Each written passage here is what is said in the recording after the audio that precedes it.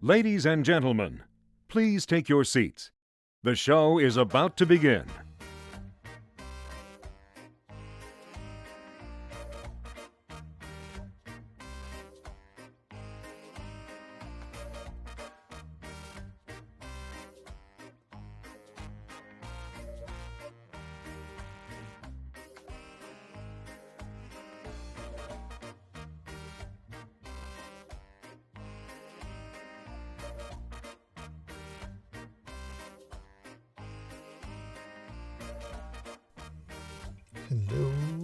Hello. How are we all doing? Hope everyone's well. Oh no. I seem to have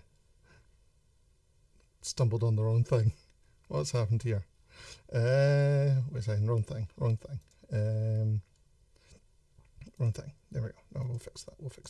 Yeah, we'll totally fix that. Yeah, there we go. That's better, right? Right? There we go. That's what we asked for this one, right? It was a haggis, right? It was totally the haggis we wanted for tonight, right?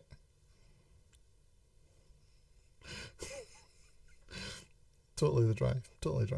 No guest tonight. It's a conversation between an egg and a haggis. Exactly. Hello, Seskimo. Hello, LiDAR. Welcome to the Makers Podcast. Oh, welcome in. This was voted on by a poll yesterday on the chat that the haggis man would be starting off this one. Yes. Yeah, let's actually have the proper thing. There we go. Good evening, everybody. Good evening. Hello, bad direction. I have no idea what was in those painkillers. I have no idea. I hope you're well. Totally, you're just totally seeing things. Nothing happened at all at the beginning of this stream. Genix, good evening. I hope you're well. I hope everything's going well. Hope everyone's having a lovely evening. Lockdown madness is not set in at all. It's definitely not set in. Everything's fine. There is no such thing as lockdown madness. You're all just seeing things yourself.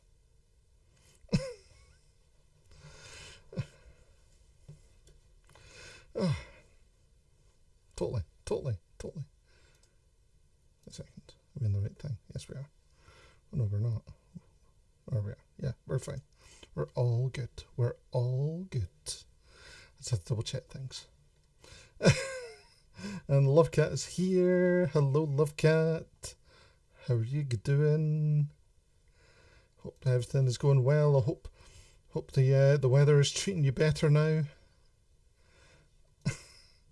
Yes, I'm making sure the duff doesn't sneak into the call. Exactly. There's no duff here. There's totally no duff. We're not having the duff here. And White Wolf's here. Yes, there's someone that's streaming. Hello, White Wolf. I hope you're well. Hope there's not been too many issues for you.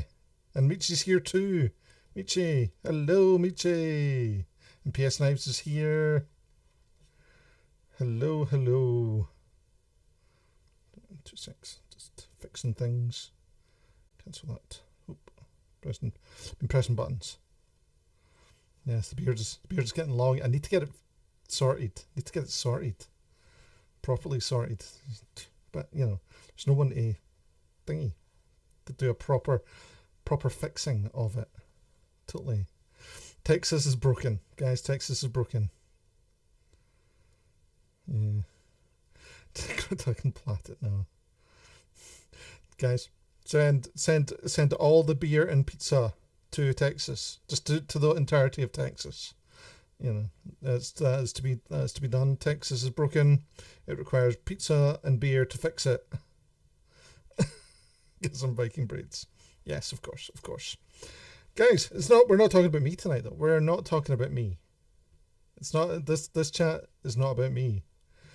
Tonight's chat is about a very, very special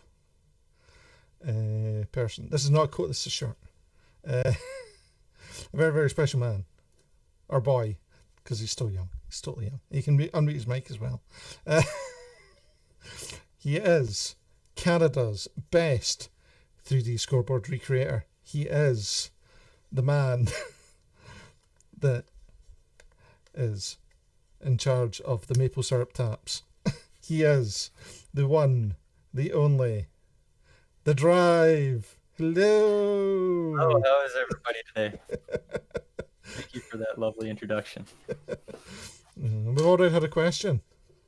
Already had a question? Yeah, we've already had a question from Seskimo. Did your mum give you your permission slip for you to be on the stream?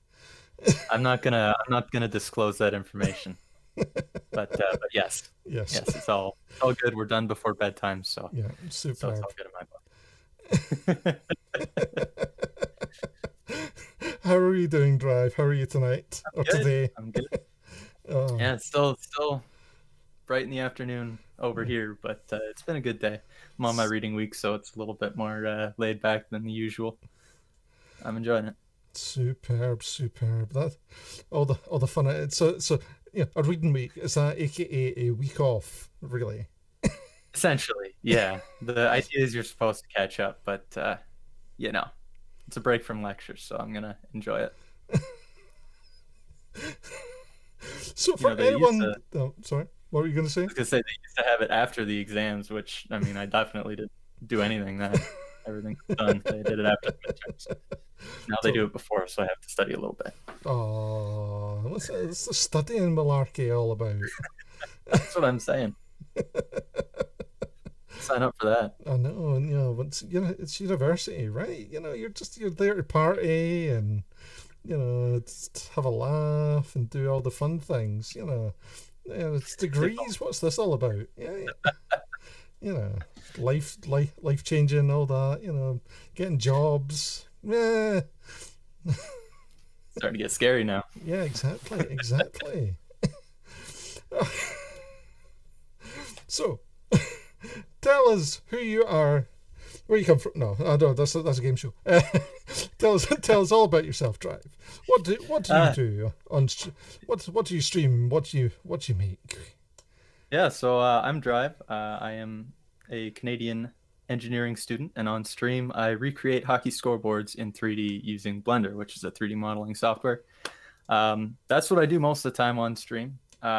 Everything from the original 3D model to making the graphics that go on the scoreboard to making the graphics that go up on my website when I show them off. And then also I run a creative challenge every month for people of all sorts of, whether it's art or making and crafting, or we've had some musicians in it. I set up a prompt. Everybody does cool projects, and then once a month I do that stream. Every once in a while I also do other 3D modeling and graphic design streams, but that's a lot less frequent because I like knowing how to do things on stream, and I get nervous when it's something I don't know how to do. So those happen every once in a while when I'm feeling inspired. Oh, so you're mainly a 3D scoreboard recreator. I am a 3D scoreboard recreator of high acclaim. Of high acclaim, exactly, yes. Exactly. As we said, an award. You're an award-winning. Exactly. If I'd been able to be shipped over by now, I'd be right here. Exactly. Every stream. Damn that COVID causing lockdowns. Yeah, if I had a spare piece of wood in my garage, I'd write it in Sharpie on the wood. Yeah, you need it. Yeah, that's the thing. You should be. You need to do a work lettuce and have. Yeah, exactly. Totally. So, what got you into scoreboard recreating? Well, I've always been big into hockey, and I've always been big into hockey arenas, like the rinks that they play in. I always loved the architecture of it. I'm lucky enough to have an arena near me that's built in like 1950. It's an old rink. It's got lots of character, and it also had a couple big upgrades back in the early 2010s that I was like, this is the coolest thing ever. They got a big flashy LED scoreboard and like a whole bunch of extra seats, and it's like the coolest thing. So I kind of got really into it from that, and I know a little bit of 3D modeling from school. Both in high school, I was using Google SketchUp, and then in university, got into SolidWorks a little bit. And there was a website called thefaceoff.net, which is still around. And he primarily did an archive of the center ice designs that have like the team logo right in the middle of the rink, but he also did a section on scoreboards looking at the graphics that people put on their scoreboards to show the time left and the goals and all that stuff.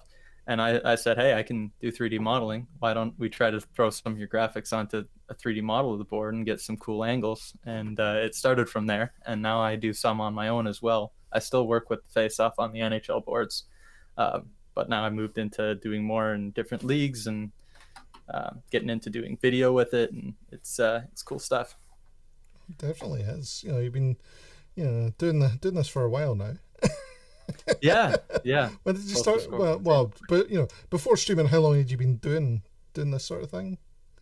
Well, before streaming, I started streaming before I started making the scoreboards. I was still doing like arena design related things, and you'll see some of those a little bit later on in the show. So stay tuned, everybody in chat. Stick around; it'll be great. But I started making the scoreboards. I think the first ones that I did, the renders, the date was late 2018. So I've been doing it for a couple of years now. I would have started modeling a little bit before then, but those were when the first two started going.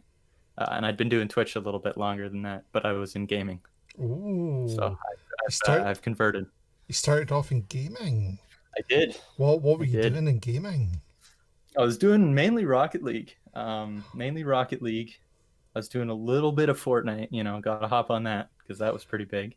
It wasn't good. It wasn't quality gameplay, which is why you don't see me and Ninja hanging out, playing Fortnite. Oh. So that didn't work out for me, So I thought I might as well do something I enjoy doing on the stream, and I switched over to doing the scoreboards full time, and haven't looked back. How are you at Rocket League? I was better at Rocket League. I was playing with keyboard. Well, actually, just my keyboard. I set up my keybinds and everything, which I'm told is a little bit tougher. But I never got up to champ, but I got up to diamond, which is below champ. So, if I'd have put in a couple more hours a day, then maybe life would be different. See, you could have been like esports champion or something, right? Could have been. Okay. I know nothing about these things. So yes, you could be like the best.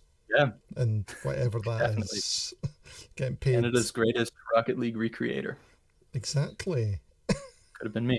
I'll take the scoreboards. I think I'm happier with that. Make mistakes is still in Balsawood. Is that an actual or is that, An actual and as a rank. I haven't even heard of that one. Must have been playing for a lot longer than I've been around. Oh, right. Okay, I've just had a question from Sasaki. So who's better at Apex, you or Lettuce? Ooh, yeah, we had our first games of Apex last night, and I made sure to not have more than one beer so that I'd be okay today. Lettuce has got the aim. He's got the Fortnite aim, and he's got the callouts. So I think if we play for much longer, he will be better. But I've got the game experience. So it was I think it was pretty even last night, but I'm a little worried. If he brings his toiled cabbage gaming to the play, then I'm done for.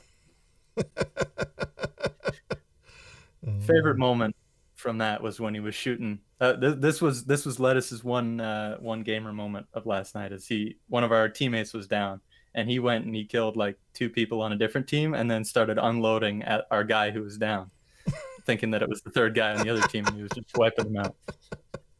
So hey, that's a good thing. There's I respect that. Like, that's how I play. If I see somebody down, I'm cheesing them. But like, that's our guy. I'm trying to get over and heal him. You're not going to let him forget about that then? Oh, you know what? I've done it more times than I can count. So, right. I just haven't been playing with anybody who's going to be on a Vodcast the next day when I do. Yeah, so just letting out all the secrets. All the secrets getting let out. So it wasn't a wind down. There's no clips because it was Discord, but it wasn't a wind down, so I can say it. Exactly. So you started off doing the gaming side. How did you find that? What was your kind of experiences with the gaming side of Twitch? I actually enjoyed it. I mean, there were some good good people around. I didn't really stream to any viewers, all that many people. Like there were a handful of people that would show up. But all the people that I did know from it were quite nice. Probably because it didn't get big enough to go out into kind of the general where you have all those people coming in who are memeing a little bit more. I still keep in touch with some of the people from my gaming stream days because they were nice. But what drove me away from it was more that I would stream and then I would feel like I'd wasted my time because I wasn't really talking to anybody. It was a lot of streaming to dead air. But I also wasn't getting my scoreboards done, and at that point I'm more invested in that, and I figure if nobody's going to be here, I might as well be doing something that I would want to do anyways. So I decided I'm just going to do the scoreboards full time. We'll see what happens, and then I found some great communities, and as a bonus, some more people started showing up. But I had fun during the gaming days, and I was a little bit younger then, you know. I was back in the high school days, so gaming was a bigger part of my life, I guess. That was just like last week, right? Yeah, a couple weeks ago I switched it over. For the record, I am not still in high school, Gen Nixon says. Don't need permission slips in university. Yeah, it's a constant joshing of you about you being very young. Just compared to the rest of us who are far too old. Just, you know. Yeah, no, I don't know. I feel like I might be one of the youngest people in the group. I always kind of wonder if there's some people out there who just aren't saying there. They see how the jokes that they're making about me, and I'm like, well, I'm 21, so I don't want to take the mantle here. All right, I'm 30. I'm 30. I promise, guys. But the thing is, though, is that you're 21, but yeah, like you're 22. Thank you very much. Mark Card says he's only 18. We don't believe them, but you can believe that. You know what, Mark? I'll believe you. I don't believe him. Don't tell him. Yeah. The thing is, though, is that in crafting, age doesn't matter. Yeah, exactly. Because it's that bit. It's that bit where we don't care. Yeah, and the thing is, it's not like there's trouble relating. Like there's people of all different ages, and there's still that common interest and that common kind of mindset that people have. So I get along like super well with people that aren't near me age-wise or experience-wise, but we've got the same kind of things that we're interested in generally, and we have fun in the chat, and it's always a good time. Yeah, because we're all just kind of slightly crazy and a bit weird, right? Exactly. If I'm like this now, what am I going to be like in 30 years, you know? No, you'll be the world's greatest 3D scoreboard recreator, right? The world, yeah. Yeah, it might take a while to get there, but I'll go for it. So, when you made that jump because you were like, I've had enough of doing gaming to very few people without getting any sort of return really from it. Mm-hmm. As much as you were enjoying, I assume you were enjoying doing it still, really. Yeah, I mean, I was still playing games that I was interested in, and I was having a bit of fun. But I mean, I was starting to game a little bit less in general, and with university and everything cranking up, I had a little bit less free time on my hands. So it's kind of like, how do I want to spend these couple hours of my free time, every few days? And I decided I'd rather try to build my scoreboards and stream at the same time, and then save the gaming for later. 2 birds, 1 stone moment. Yeah, exactly. That's what it was. Yeah. I'm surprised it took me that long to do it, because I only switched over to doing the scoreboarding full time in, I think it was September of 2019. But I probably could have done it a bit earlier, because like I said, I started the project in like 2018. So if I'd have done it maybe over the summer or something, might have seen I might be a bit further along. Maybe I would be the world's greatest recreator by this point with those extra few months of experience. So September 2019. That's when I started doing the scoreboards, and then I found all these communities not too long after. Yeah, yeah, probably would have been. Yeah, I'm just trying to figure my dates out in my head there. Yeah. Because I'm trying to think. Was Llama Stream? I think I first found you. Yeah. So actually, the first streamer that I found in kind of makers and crafting. And I didn't actually, before that, I didn't spend a lot of time looking through like the makers and crafting section and being like, oh, is there anything cool to watch? But it was like a Saturday or something. I had a kind of easygoing morning, and I was like, why don't I see what, maybe somebody's making something cool. And I found Sky Berkson. He's a miniature artist, and he was doing one of his Saturday morning streams. And I was like, this looks cool. He's making super detailed things in super small scale, and I love this sort of stuff. So I found his stream, and he was super nice. And not too long after I joined his stream, I think it was the first day I was there, he was telling me about this great community that he'd found called the Llama Community. And so then I found Llama through Sky, and I think he just found Llama as well. And then I found, you through Llama, and then got into finding the woodworkers and all the other crafters kind of out of your community and llamas and everything. And then now there's just too many people to keep track of, all of a sudden. so many amazing people. Yeah.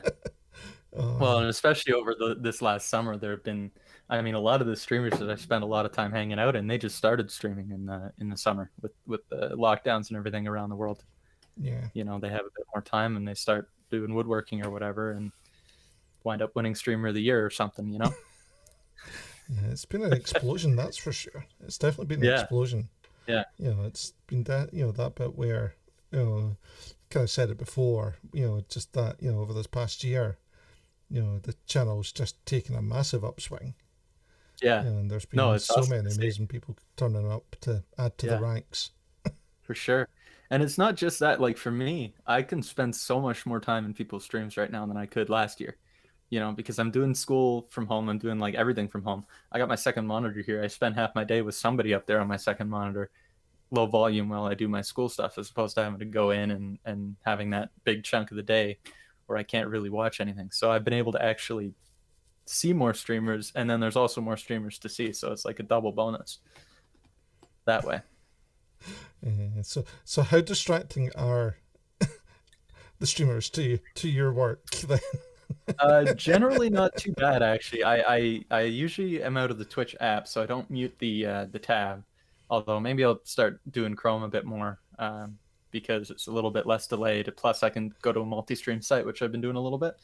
But when I've got the volume super low, I don't tend to hear what's going on. I think the only time that there's really been like serious distraction as far as like sound goes was in Momo's stream, Creative Ventures, because she has a dog, and it is like the loudest thing in the world, and I've got volume like almost muted, and I can hear it like it's in the next room or something. And I don't have a dog, so I know it's not coming from there.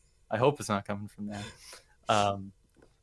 But otherwise it's only distracting when I decide that the lectures are not as interesting, and feel like seeing who's what they're working on and all that. But I usually feel like I'm a pretty good lurker.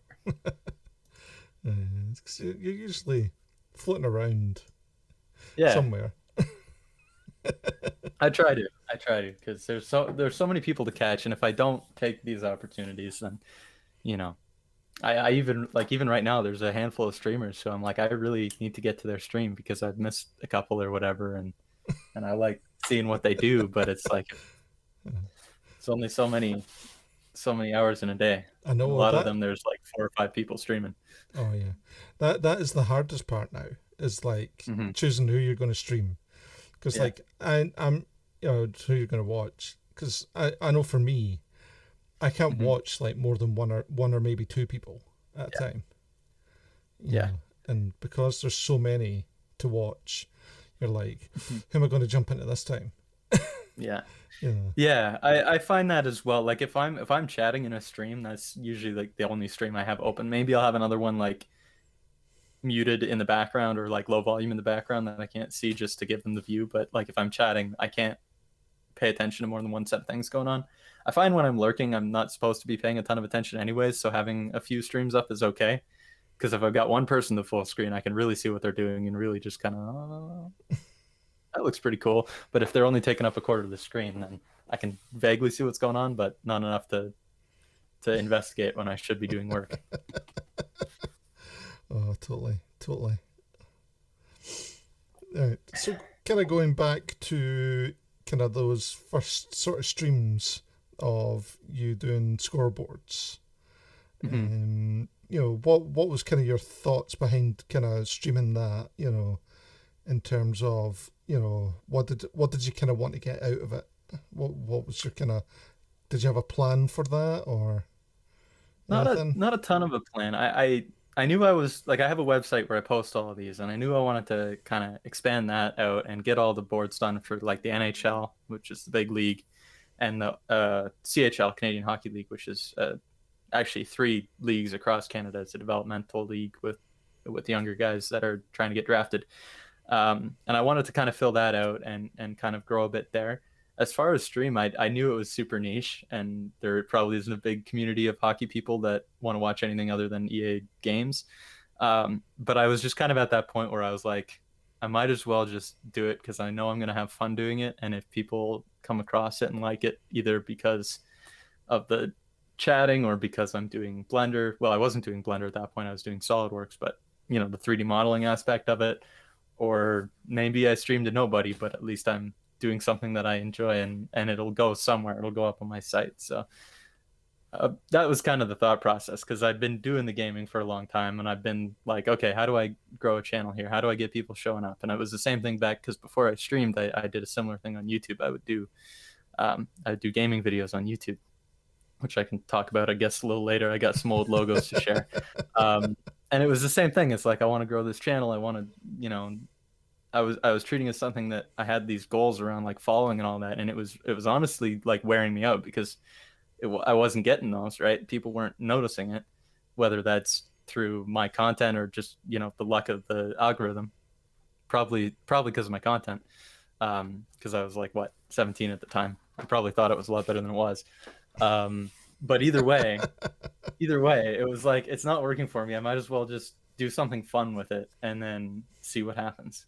And I haven't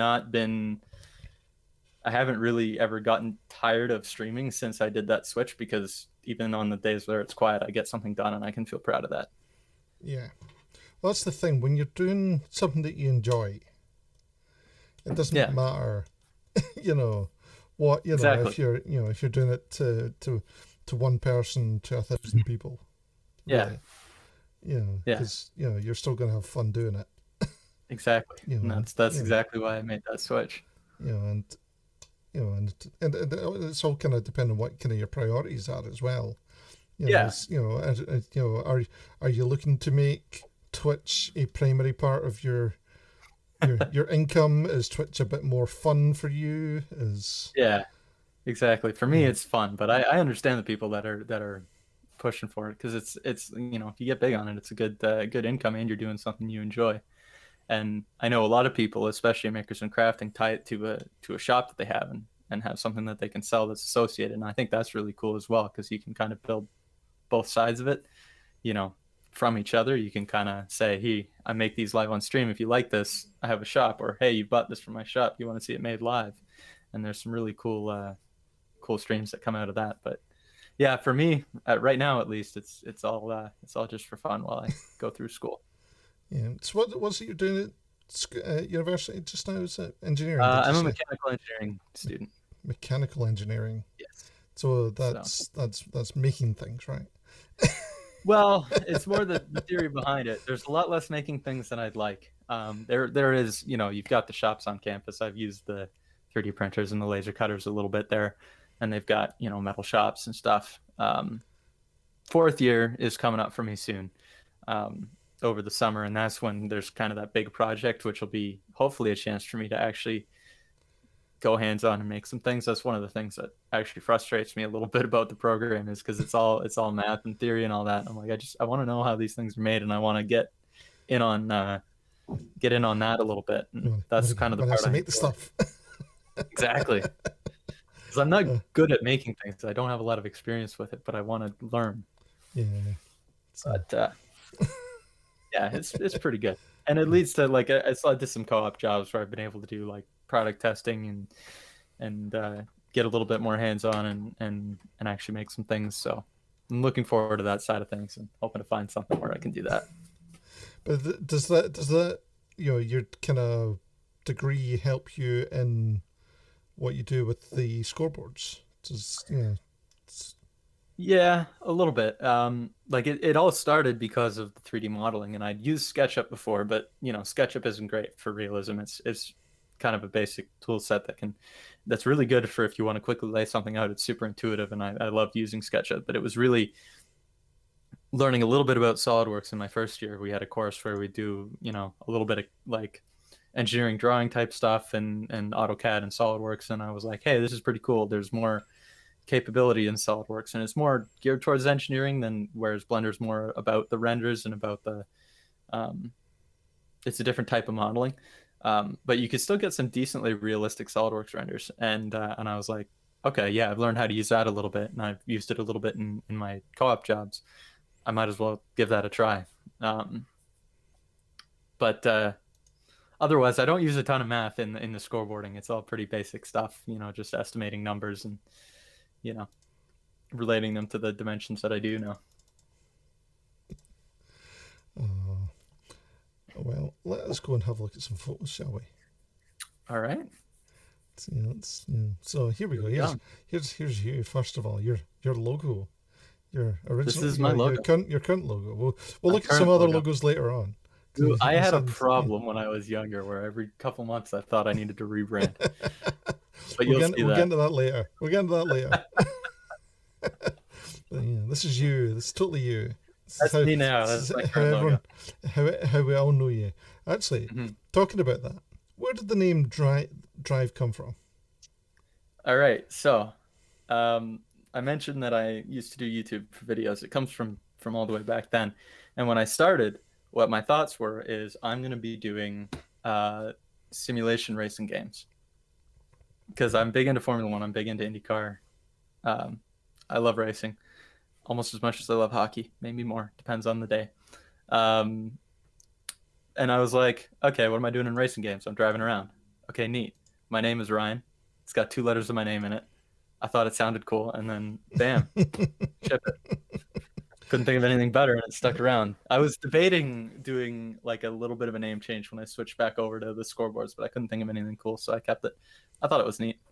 But that's where it came from. Is because I thought I was going to become a big sim racing YouTube video maker. It's perfect though. Perfect. What's perfect for what you were trying to do? Were you going to have now? Yeah. Were you going to have yourself a full-on rig? I was thinking about it. I mean, if you take a look, which way do I turn here? This way. I've got the there it is. Right there. I got it out a couple days ago to do some oval racing in Project Cars 2. That's the same wheel I've had since like 2015.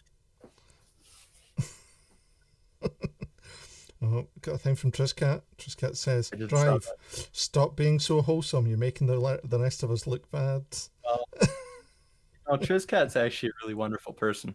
I love her streams, and I'm not going to stop being wholesome.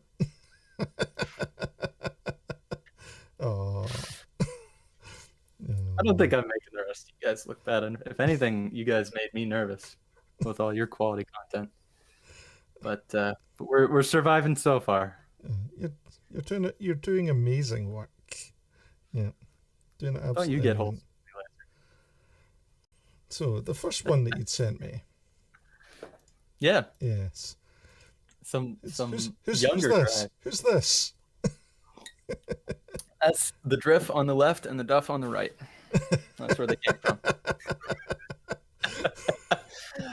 No, I figured I'd added a little bit of backstory because I'm a big hockey guy. I've been playing hockey since I was about 8 years old. I've been skating for a bit longer than that. So that picture on the left is from my first season of hockey.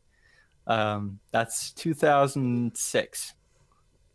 And I got into hockey. I decided I wanted to be a goalie because equipment looks cool. My dad he's a forward. He plays on the wing. And so he didn't know anything about goalies, and he was like, "Oh, I think he was kind of secretly like, I hope he doesn't stick around with this because I don't know how to help him with this." But I did, of course, and he did a great job of supporting. Can I still go? I'm not demoing it. Make mistakes. Not as much as I could. I was thinking of bringing it up Maybe I will one day. I've got a video. So this is a little off topic, but well, it's kind of on Go off topic. topic. Go off But topic. my dad would go to all my games, and when I was getting older, my last few years, he got a BlackBerry cell phone with a camera on it, and so all of a sudden he was like, oh, I can record him. I can take videos of him playing. So he would take videos of me playing hockey just in my last couple of years. I mean, I was playing like house league hockey. I was never great, but he still liked to do that. And so I have some decent saves, And back in the YouTube days, I may or may not have made a little compilation of my best moments and posted it. May or may not still be up today, but privated so nobody can see it. So maybe one day that footage will see the light of day, and you can see I could get close to a split. I could never like fully split, but I was working on it.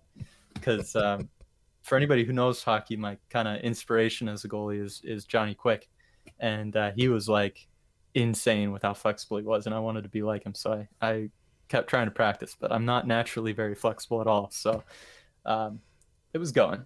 Community challenge idea potentially. Totally. I'll have to make some changes though, because I made it to a Foo Fighters song, and I don't think the MCA would like that. So I may have to make a modified version if we do it. There's a follow-up question. Do you wish to answer that question? Yeah, we're talking hockey games here. She's been to some of my hockey games, and because it's a little later on in university, she saw more of the flop. My classic move where I just flop across the net and hope that it hits me. So you're still playing then? When I can. I haven't been playing for a long time because the rinks are all closed because of COVID. But yeah, I played pretty frequently, and then in university I would do pickup. I would do intramural hockey and try to keep a little bit in shape with it. Did a little bit of training off ice because that sort of stuff is fun to me now. I used to hate doing practices. Now I love it because it's good exercise and it's hockey. And I think I love it because of some time I spent in Barrie. There was a goalie training place, and it wasn't on ice. It was on plastic ice, and it was this little warehouse space, probably similar to your shop, Laser. And they'd retrofitted with a little bit of ice and a little tiny change room, and it was always like super hot because of course there's no ice. Well, exactly. That's what I mean. And they had a little viewing area, and I walk in the first time, and I'm like, this seems a little sketch. And then I did a training, and I was exhausted. I could barely walk out of the building because the work was so intense. And I was like, okay, I'm coming back here. They're gonna make me a good goalie. But yeah, so on the left is me playing hockey my first year, rental equipment player bucket, looking pretty cute. 8 years old, still wearing the glasses because I didn't have contacts yet.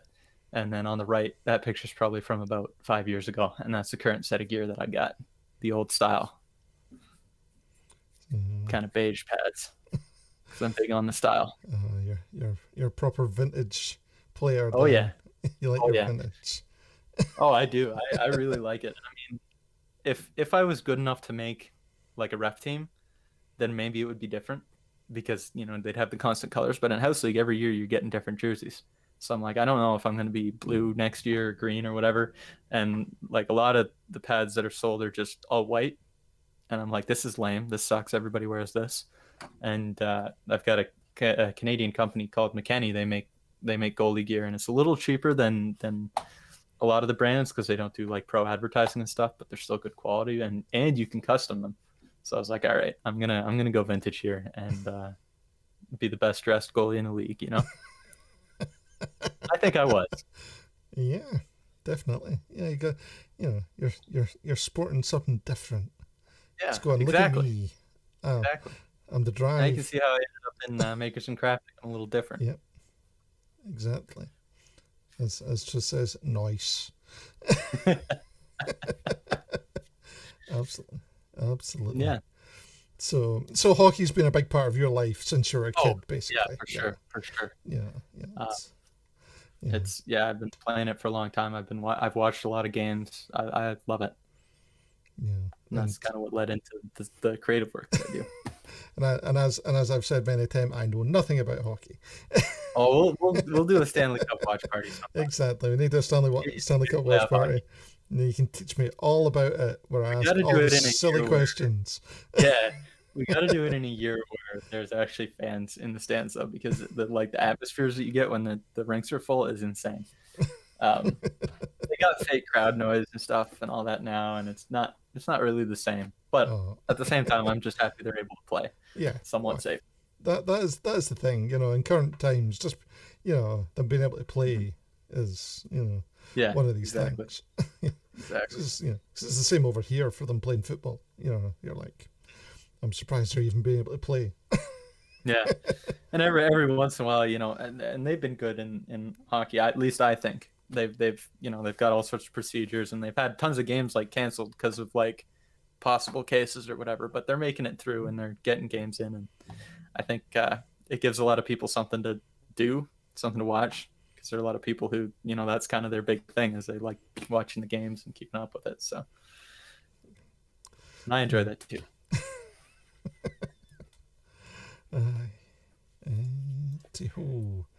So, here we go. All right. So now we get into kind of the genesis of my scoreboarding days. These are all pictures from fairly recently, but I've been going to hockey games for a while. The big rink there is the Odd. That was the one I was talking about a little bit earlier. And my parents would take me to games there when I was a bit younger. I moved up to a different town for a few years, but came back. So I've seen games in there recently. That rink was built in 1950, and it's got a capacity of about 7,000 now, 7,500. And it's like, it's just got a whole atmosphere when you go in there, and like, it's hard to describe it all, because it's like it hits all your senses when you go in, right? Like you can smell the beer nuts, you can smell the beer sometimes, you can you can hear the speakers going. They got a new sound system. It's photos don't always do it justice for the size as well. You can really, like, when you're there, it's totally different as far as the scale of it. And so this rink is super cool, and I've been able to see it, all the old history of it. And, on the concourses, they've got lots of old photos and stuff, but also kind of the modern upgrades that it's got with the new video board and all that stuff. So I almost wonder, if I didn't have such a cool arena that I would go to all the time to watch hockey games, whether I'd be as interested in the architecture of it. But these are all rinks here in the OHL, which is that it's part of the Canadian Hockey League, and I've actually recreated all of these scoreboards. So there you go. And I went to all these games. Every single one. All of these four. I haven't done all of these four, right. Everything that you can see on the screen. Yeah. So yeah, and I try to get out to games. You can see, I mean, I don't know how high res this is for you guys in the chat, but like each rink has its own kind of vibe, even if it's kind of simple. It's they've all got something unique about them, like with the one on the right, it's got that really big end zone with tons of seats. The one in the middle at the bottom, I've actually played on, because that was in Barrie, the city that I lived in for a few years, and they schedule house league games in there during the day. And I just love going into these new environments and like just seeing what's different about them. And sometimes they're a little underwhelming, but most of the time there's something cool architecturally. I'm big into architecture, so that sort of got me thinking I want to do like creative things related to arena, like arena design or something big like that. And the scoreboard is kind of a smaller aspect of it, but it's definitely a centerpiece. Something that a lot of, it's a focal point in the rink. So a good scoreboard makes a big difference. Yeah, this it's not something like from before. Until I saw you making these, this isn't something that was ever something I ever thought about. Yeah, that people made. After it's that sort of thing where especially over here, because you don't really get scoreboards like this in a lot of places over here. Well, you've got a lot because football, as you call it, is the big sport, and it's a lot of outdoor fields and all that. And if they're gonna have a scoreboard, it's a big thing in the end zone or something, right? Because the thing that I like about hockey rinks, and this extends to like basketball rinks or other indoor ones, is that because there's the roof, you can kind of hang something for right in the middle of the action, and everybody can kind of see it. Whereas, yeah, that's why I'm not as big of a follower of like baseball or football or American football scoreboards, because they're all just giant screens in the end zone, and those are cool too. Sometimes they do interesting things. Deborah's asking, is there a scoreboard that you haven't recreated that you're most looking forward to? That's a good question. Well, I would have said the one that I just did this morning, but I've now recreated it. I've been working on my stream for a little while. I don't know if there's one particular board. I've done all of the current NHL boards, and there's some cool ones there that I was looking forward to for a while. I'm looking forward to kind of getting into different leagues. I've been kind of collecting some information about the AHL, which is sort of the farm league to the NHL, where they get their call-ups and whatnot, or where people develop before they get to the big league. And there's a couple cool ones in there that I'm looking forward to. And I'm also kind of looking forward to kind of turning back the clock a bit and looking at some boards that aren't active anymore, like the old boards at the old Maple Leaf Gardens or the old Boston Garden, from like the 80s or the 90s or whatever. I'm hoping to eventually get back to some of those, because it'll be a little bit of a different deal, because a lot of the focus on these newer ones are these big LED screens and the graphics that you can put on it. But the older ones didn't have those. They would have, fixed digit things. And some of the really old ones would have like actual clocks with hands that would move as the game went. There's a really old one at Maple Leaf Gardens that I'm looking forward, because it's this big, tall, like rectangle that's got a whole bunch of clock faces on it. So I'm looking forward to getting into those. Oh, but there's not one in particular. Yeah, that sounds really cool. Yeah. And would you consider making those like movable, or Oh yeah, for sure. I mean, like I'm hoping to be able to do like animated type things with all of them. When it gets into the ones with the old actual clock faces, I'd love to be able to like animate the individual hands and have them go during the animations. That's something that I'm definitely going to want to do. Maybe I won't do right away, because it'll be a bit of a new modeling challenge. But I definitely want to do that. I think that would be super cool. That would definitely be something really cool to see. That's for sure. Definitely. Yeah. Okay, so then we've got this. More arenas. These are kind of the big rinks that I've been to. And I haven't been to a lot of NHL games. Most of the ones I go to are OHL, because a $25 ticket versus an $80+ ticket. It's just like football then. Big difference, yeah. Minor leagues, and the minor leagues are great. Like I went to a game when I was out in a really small town that had like Junior B, which is a couple levels below the OHL. It's still the younger guys, but it's not quite as high level. You could get a ticket for like I said, I think I spent more money on my beer than my ticket, but it was still decent hockey, and I really enjoyed it.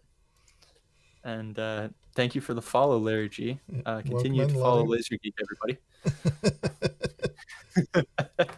But yeah, like you can get some really good hockey for a little bit less money. But at the same time, these NHL rinks are something else. Like the big picture in the middle there is the rink in Ottawa, the Canadian Tire Center, and I think I've seen 3 games there, and it like blows my mind every time. The rink that I showed, the Kitchener one from the last slide, was about 7,500. This thing can seat around 18,000, and like you can really tell the difference. And I find that with these rinks, the photos really don't do it justice. Like the scale of it like blew my mind the first time I was there, that there's this huge, expansive, empty building. It was so good. And I absolutely loved it. And this isn't one of the most, technologically advanced rink in the league. I mean, they did a lot of their updates in 2012 or something. So there's bigger scoreboards and more LED displays and stuff like that. But I just love the layout of the rink, and the atmosphere is kind of next level. And they have real train horns as the goal horns. I'm also really big into the goal horns. Yeah, but we hear that on your stream. Yeah, that's why I have them set up in my alerts, because I absolutely love them. And like seriously, it is loud in the best way. They've got a train horn here. In the first game I went to, I'm sitting like 2 seats down from my dad, and I'm talking to him, and they score a goal, and I'm like yelling at him 2 seats away. I don't think he could hear me over the horn. Like it was insane, and I loved it. Absolutely brilliant. Absolutely Yeah, brilliant. there's a few more there. There's the rink in Buffalo, the KeyBank Center. I got a chance to take a tour of Madison Square Garden in 2019 when my family went to New York for a few days as a Very little nice. trip because we all had some time off. And then the last one is First Ontario Center in Hamilton, which was built in the hopes of getting an NHL team in Hamilton, which is in Ontario near Toronto. That never happened, but they still play OHL games in there. Mm-hmm. And it's really weird seeing a rink that's similar size to that first one, but only has like 3,000 people in it. It feels very empty. But, it's what they got. Yeah, at some point they might get like super huge. You never know. Chances are they're going to get a new arena instead that has a few less seats on it. Oh. But yeah, so that's those are some of the places that I've been. Some of them are after I started doing the scoreboards already, but I wanted to get a good range of arenas that I'd been to. That's kind of what got me into the architecture of it. And a lot of people, the rink is just where you go, you watch the game or whatever. But I just love, anytime I'd go to a new rink, I would walk it. I'd try to go in wherever I could, take a look at it from the top of the arena, take a look at it from the ice, walk around and go to as many entrances as I can just to take it in. That's kind of always been how I've been with the stadiums. What's the thing? These places all have their own personality, don't they? Yeah, exactly. And that's what you're trying to capture. Yeah. And the scoreboards are a part of that, but also everything else, like the layout of the seats is unique, and in some places lends to some really interesting looks. Like there's a rink in Peterborough that has a huge amount of seats on the one end of the rink, and then these giant walls all the way down the rink because there's only a few rows of seating above it, along the sides of the rink. And so they've got these big walls that I think they should use to either paint stuff on and, not have it be totally blank. But it was a cool experience. Got another one that's built underneath a soccer stadium. So on the one side, you can see the bottom of the soccer stand. So it goes up and you've got about, 10 rows of seating on the one side and then 50 rows seating, maybe not that many on the other side. And it's just, I haven't been to that one yet, but I'd love to go. So there's all sorts of different ways that these rinks can have character. Yeah, that's amazing.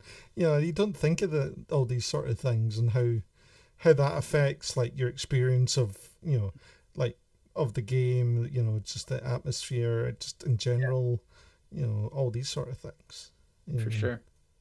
It's just one of these amazing things, and then you're taking that and you're going, right, now I've got this amazing scoreboard. What can I do with this? Mm-hmm. Yeah. And that's one of the cool things that I see with the new boards that come in is you've got so much potential because it's all LED screen. So you can do pre-game, they use it to do the player introductions or play a video, or when they score, they've got graphics that go around on the ribbons and all that stuff. And it's really interesting to see what some people do with it when they've got those capabilities. Yeah. Super fancy with it all. Mm-hmm. All right, this is a throwback. So this is Google SketchUp. Right. So back in my high school days, I think I did this before I did anything online, before my YouTube channel, or around the time when I started there. And again, huge into arena design, and I decided I'm gonna make my own mega arena and try to make it super unique. And I'm gonna do it in SketchUp. And I'm not sure if this is the final version because I don't have SketchUp anymore, but this is the picture that survived to today, so I threw it in. And I would spend time, so I'd get home from school and I would just add seats to the arenas because there's no pattern feature in SketchUp, or at least there wasn't then. So it'd be I'd take a row of seats, copy, paste, take another row of seats, and keep going all the way up. Because the flat planes that I had weren't good enough for me, so I was replacing them. But that was literally just something I was doing for myself, and I guess this is my first scoreboard design as well. Yep. That's not a scoreboard that exists anywhere. That was my idea of what a cool one would be. This is the Drive's own scoreboard. It wasn't even the Drive at that point. It was just Ryan working on the family computer. Oh man, Saki coming in with the. Come on, it's at least 5. That's right. It's the drift scoreboard. It's the drift. It might be. The drift stole this one from me. Yeah. We should Way really back should then. explain the drift and the duff, and just for anyone that's wondering what we're on about there. Every time. It's literally just, a random other people that I made up when pretending to give alternative award nominations for when we gave the Drive his award for Canada's best 3D scoreboard recreator. Because we couldn't just have one person in the running. We had to have Nobody else creates scoreboards, so you had to think of something. some other nominees. So we had the Drift, the Duff, and who else did we have? I'm trying to remember. The Drift, the Duff, and somebody else. Yeah, I don't remember what the third one was. There's a third He one. obviously was not very good at scoreboard recreating because we don't talk about it. Yeah. But yes.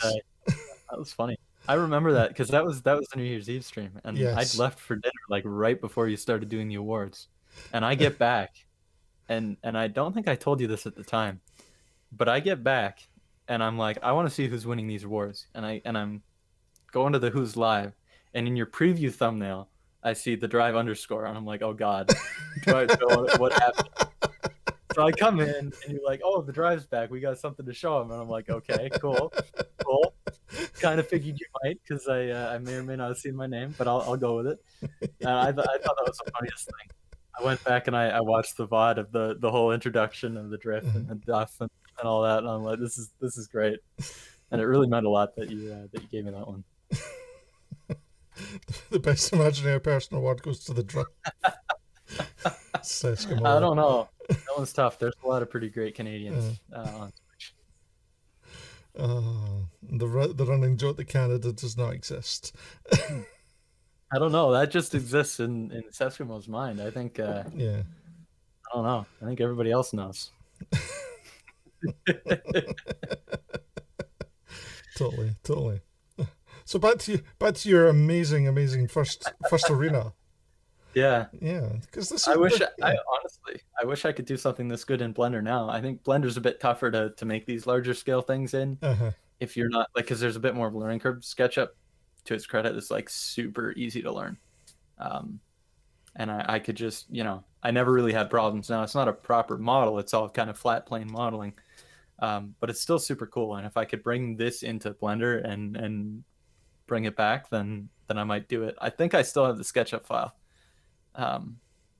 So I should see if I can convert it to something that works. But yeah, I would just do this after school, and I was just adding things all over the place. I mean, the first level I wanted to have like this little slanted bit at each end, so you've got like different heights of seats. I wanted to add like walls of box seats on the side. I basically just was like, what are different things that I like about arenas that are unique, and then I put them all together into one arena. And I think it turned out pretty well. Yeah, definitely. What age were you? 15, did you say? Something like that. Yeah. It was 15 or 17. I don't remember exactly when I was working on this, but it would have been high school. So yeah. So yeah. And try to use SketchUp to do this sort of thing as well. It's pretty difficult. Yeah, and I think it would have been a problem. I think I might have already started to be a problem with just a number of like vertices and planes and stuff. Because I don't know anything about that. I'm just copying seats all over the place, and it might have. If I'd have tried to do the whole thing, it might have gotten real slow. But I had plans. I was going to do like all of the box seating and all of the like concourses on the outside, and there's actually somebody I follow on Twitter. What's their name? JKS Architecture, something like that. I should see if I can find the actual Twitter page, but he does something sort of similar where he'll do stadium design in SketchUp, and it's super cool. Now he doesn't go to this level of detail, and that's probably smart. Again, this would probably blow up a computer if I tried to do the full every seat in full detail. And in the end, you don't really even see the seats individually. It's just it's good stuff though. And yeah, I think it's JKS Architecture. I might be getting the letters mixed up though. But he does some super cool stuff. Yeah. Bad Dad's asking if you can design an arena with many little socially distant pods for watchers to sit. That'd be cool. I think it'll be interesting to actually see where arena design goes after this. If people start saying, "Why don't we space things out a little bit more?" Because I can tell you, like at the Odd in Kitchener, I love the rink, but I'm sitting there and I'm like, 5'9", 5'10" on a good day, right? And I'm not that big, but I'm sitting in the Odd, and my one shoulder's against the guy next to me, my other shoulder's against the other guy next to me, and my knees are right up on the back of the seat in front. Like, it is packed in. You know what I mean? Depends on the seat that you're in, and not every arena is like that. That's because it's a super old arena, and like the seats are super close together. And I actually think they did an expansion at one point where they didn't increase the size of the arena, but they put more seats in it. So it's just like smaller seats. Yeah. So I'm like, like Alyssa, my girlfriend, she's a few inches shorter than I am, so she's fine. I'm like, okay, my knees I need to make sure I'm not whacking the guy in front of me. But that's part of the fun, You're like a tall guy on an airplane.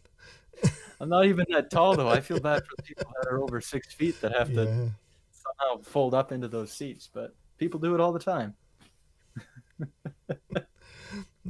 So, are you ever going to recreate this scoreboard that you created yourself? That'd be interesting. In Blender. Maybe I will. I hadn't thought about it really, but I think it would be kind of cool.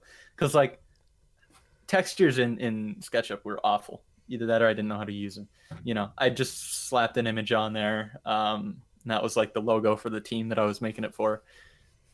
And, it wouldn't line up properly. So I said, okay, that's probably good enough, and ignored it, and then kept going. But I could make some actual graphics out of it. I'd love to redo this. And I think the scoreboard's still kind of cool. I don't know. I think if I were designing a scoreboard from scratch for an arena, I don't know if I would do it the same way. Although I think it actually fits the arena pretty well. So I'm going to give Pass Drive a 8 out of 10 on that one. Pass Drive has got a passing grade. He wins. Totally wins.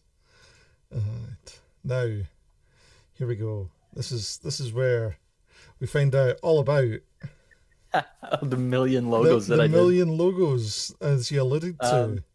They've all got dates on them. I'm not sure if you guys can see it, but most of them were in the first couple of years. So, I've done all of my own logos, all of my own graphics, ever since I started, because that's how I roll.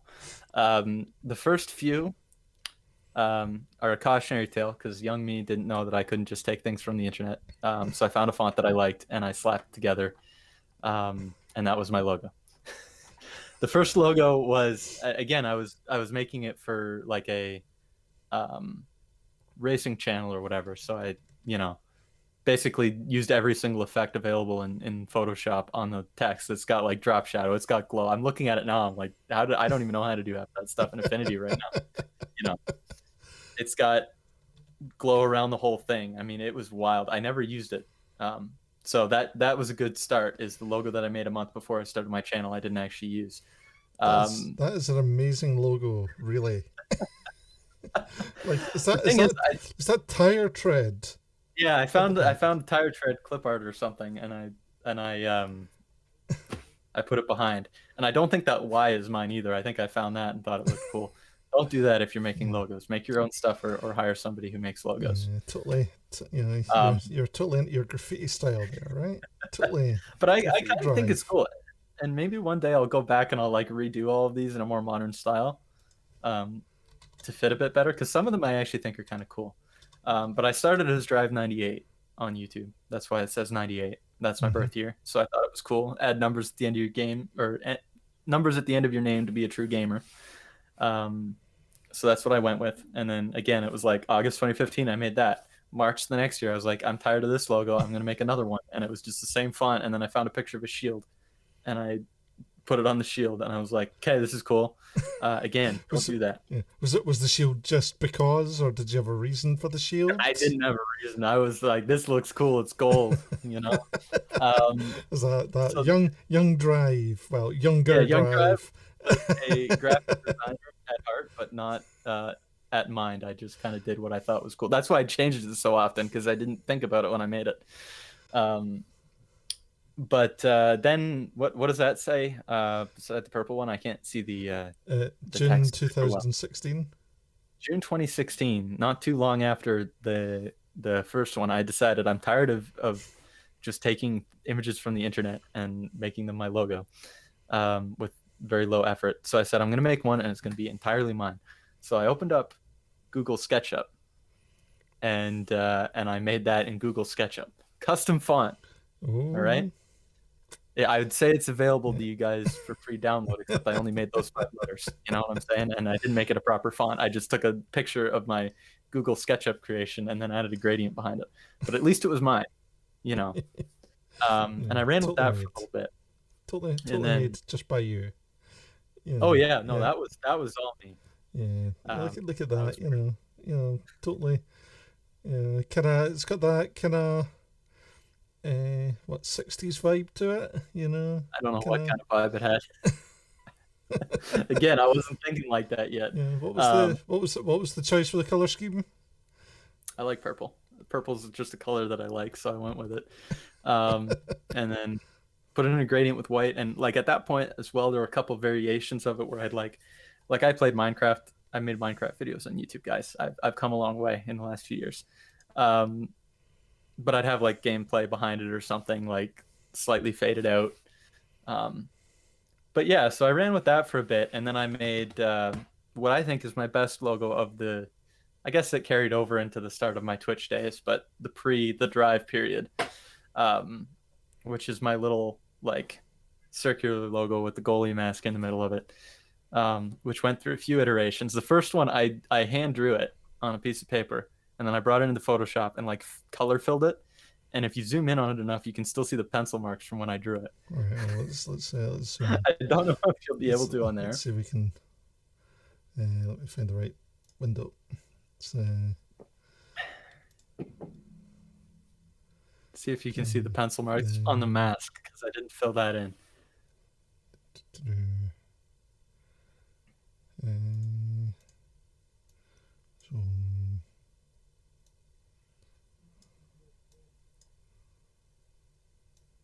The bottom left one is the one that, yeah. Oh, you're just scaling. All good.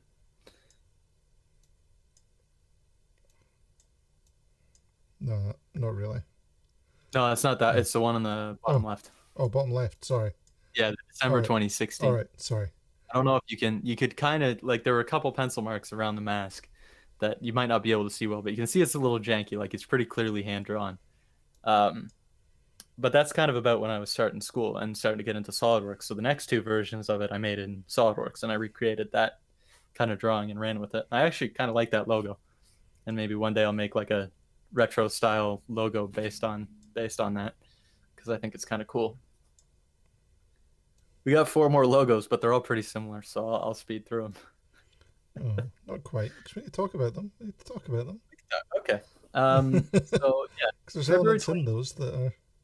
I guess they change. I got a few things to say. Definitely not a smooth circle. Yeah, no, it wasn't 20. You're right. It was hand drawn. Like at that point, I didn't even know what vector editing was. Like I wasn't making proper logos, and I thought it was cool. And again, I still like the logo, but I think I could definitely clean it up a bit. So I ran with that for a while, and the plaid branding, maximum Canadian, you know. And then February 2018, I changed my name on Twitch. I used to be DriveRL, and the RL stood for Rocket League, because that's what I was doing on Twitch, and I was going to be a big Rocket League streamer.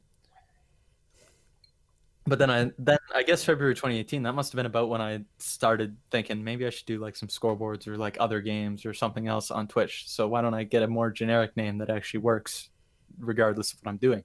So I became the Drive, and then in doing so, I rebranded with what I feel like is a fairly low effort logo at the moment. It was like basically just text and added 2 boxes on either side of the Y, and then that was it. I guess I did some color work. Yeah, that's some interesting color work you decided to go with. All sorts of colors all over the place, and I included and I'm not sure why I did that, because I just go by Drive, and it didn't even have the underscore either, so it was not like I'm doing my Twitch username, because it's still wrong. But you know, you are the Drive, on Twitch. So you probably thought, I best add that into it just to be... Yeah, and I probably thought it balanced out the space or something, which I don't think it does because it just adds more up at the top. Yeah. But that's also where my little face logo that I have for my emotes came from.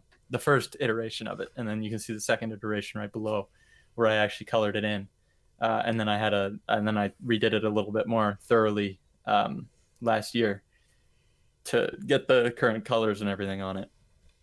But yeah. So tell us a little bit about this guy. Is he you? He is me. Is you? He is me. That is. So I'm not a great artist, and when I draw like faces, that's like the only angle I can draw them at. And so I think I was actually drawing a slightly more detailed face, and then I kind of was like, this isn't turning out great, and I gave up and I just drew the eyes and the mouth like that, like on paper or something. And Alyssa Lou, my girlfriend, she saw that and was like, you need to make that like a logo or something because it's really cute. I was like, okay, I'll run with that. So then I made it in, again, not in Vector. I made that in GIMP 2, which I was using at the time by, using their pen tool and adding stroke to the lines. But that's really where that came from. And it was just like a little me. And I still use that as my logo, or the newer iteration of it. Sesamo, you're right. It does not have a nose. Not have a nose. I have been doing no noses on Twitch before you even knew what Twitch was. I've got a follow-up question on this one. Is why does it say on the? I thought it was funny. I don't know. On the hat. I don't know if chat can see that, but it's just got a series of A's on the hat. In 2 seconds here, because I got a stream prop from back in the day. All right. Stream prop time. Oh, we have a raid. Maldwin Constantine has raided us, guys. Welcome in, Maldwin. Welcome in. Guys, how did your stream go? Hope it went well. If you're not following Maldwin, well, go give her a follow. And look, there's Drive with the hat, which now makes sense. No, the hat came after the all right, the hat came after. This is why it's a thing. Perfect. And I actually used to stream like with a mask on and everything, because I was like, I don't want people seeing my face and all that, and I'd have the hat. It was a whole thing. So what was the reason you wore the mask? You didn't want people to see your face? Yeah, I guess I'm just like, especially back then, I was just like, I don't know if I want people knowing who I am, and I just want to like do my thing and like keep it super private and all that stuff. And again, part of it is because, I'm in the gaming community, and you hear the stories of like some of the weird people who watch the bigger streamers and all that. And I come from a fairly private family, I guess. So I was like, I'm just going to do this until I'm comfortable. And then when I switch into Makers and Crafting, I'm like, okay, I feel like it makes a bit more sense for me to like actually be human. And I was more comfortable with it. And, it was good, but I used to run with the mask, and I'd wear sunglasses sometimes, and it was awful because it would fog up. I don't know why I did it to myself, but I did. Brilliant. But the things you do. Yeah. It's always a journey. The things that you do when the things that you do. Yeah. That's what I should have done. If I had the ability to do that, I would have been a giant egg, or I could have just been that face. Yeah. Yeah, it's all that things. Yeah, who do you think you are, Julia Roberts? I had egg feet. I like that. You need that. Oh, Triz. Perfect, Triz. Perfect. So from there, you went on to creating a bit more of a streamlined in June. Yeah. Yeah, so I actually did that in SolidWorks in my 3D modeling software. Ooh. And again, it was based off of a font, although this time the E I did from scratch. So it's not related to the font. And then the D I did I made it a little slanted and I added the Y, the end of the Y there. Because SolidWorks was like as close to vector as I had at the time. Because when you'd make the sketch, you'd have a bunch of points and it would be kind of like a pen tool. Um, I didn't really connect the dots because again, I still wasn't using vector for anything, and I wasn't thinking, oh, this is like vector. I was just like, I can make a sketch in SolidWorks and make that my logo, and then if I want to do like cool 3D versions of my logo, like back what I did with the purple one, then I can do that. But it had a lot of issues, um, as you can kind of tell by seeing the next versions of it. Um, Such as like those two bars on the top and the bottom, they weren't the same size. I don't know why. They're supposed to be. You know, I didn't like the R too much. It felt a little too blocky for me. Which is why eventually in April, and this is when I did have vector software at that point, I decided I'm going to make it vector and I'm going to clean it up a little bit. And that's what I did then. So I made the lines the same size and I added the new color scheme that we have today. And I spaced out the gaps a little bit so it looked a little bit better when it was smaller. And that worked pretty well. And I also created the little block logo, which some people like and some people didn't really understand. The idea was that the two lines at the top of the block were supposed to kind of match the two lines on my word mark, but it's not really the same style of design anyways, so they didn't work very well together. You're trying to be too smart. You Yeah, thinking? and I thought it was cool. I still use the block Yeah. for something. Like I've got a version of it Yeah. that's an arena in the I know, block. but like I like the idea. It's that because it works in terms of your 3D model stuff. Yeah, that's kind Yeah. of what the general thought process was. But at the time, and that's what I think the biggest change was for my rebrand this time around, is at the time and when I made it, I wasn't thinking about it as far as like a logo system. I was thinking about it as like this, I do 3D things. This is a cool little isometric block. I like blocky things. And I wasn't really thinking about it in the context of working with anything else in my brand. Yeah. Uh, but then I watched a couple of creator chats, and that opened my eyes to the world of branding and Yes. Yes. It's a whole big world when it comes to branding. Mhm. Yeah. It's something that everyone should be looking at if they're ever interested in that side Yeah, of things. Is sure. looking up what they're doing. Does it fit with exactly what they're trying to achieve? Yeah, Yeah, exactly. because Um, this is great. What looking at kind of what where you started at and how you've iterated it yeah, down over the years is actually really cool. yeah. I was able to dig back and find a lot of these. I wasn't sure if I was going to be able to find them all because some of them were, again, I used to make my videos off the family computer downstairs, so like some Yeah, of it was on there when I didn't have a laptop yet, and when I got my laptop, then a lot of it's on here. But I'm not the best at file organizing, or at least I wasn't. So I knew like four different spots that it could be, and I just had to look until I found the actual logo file that's not got anything else in the way. Um, but yeah, like it really was a process, and each time like I can look at those and think of like the new things I learned. Like with the purple one, that's when I learned I should just make my own stuff and not go on the internet and get things and say that it's my logo. And then I did the SolidWorks logo, and I felt like I kind of stepped that up a little bit there and learned the 3D modeling and was able to get a little bit of a crisper logo going on. And then over the last three, I kind of got into the vector design, and then this time I got more into the branding design and actually focusing on figuring out how everything works together. And it was also the first time that I got feedback from somebody else on the logo before I actually went live with it, um, which is a big thing. I hmm was pretty comfortable with it, but I reached out to a couple people I know who do logo design type things and are good with it, and they gave me some feedback and it helped. You know, yeah. so that's another. That's a really good piece of advice there. Definitely, because it's the same with a lot of stuff. It's like you become very attached to a lot of things that you make, and it's Yeah. sometimes really hard to kind of be objective, Mhm. and then you're like, you know, go at someone, have a look at it, Yeah. and they go, That's it. well, it's nice, Yeah. But yeah, Yeah. Exactly. try making these changes.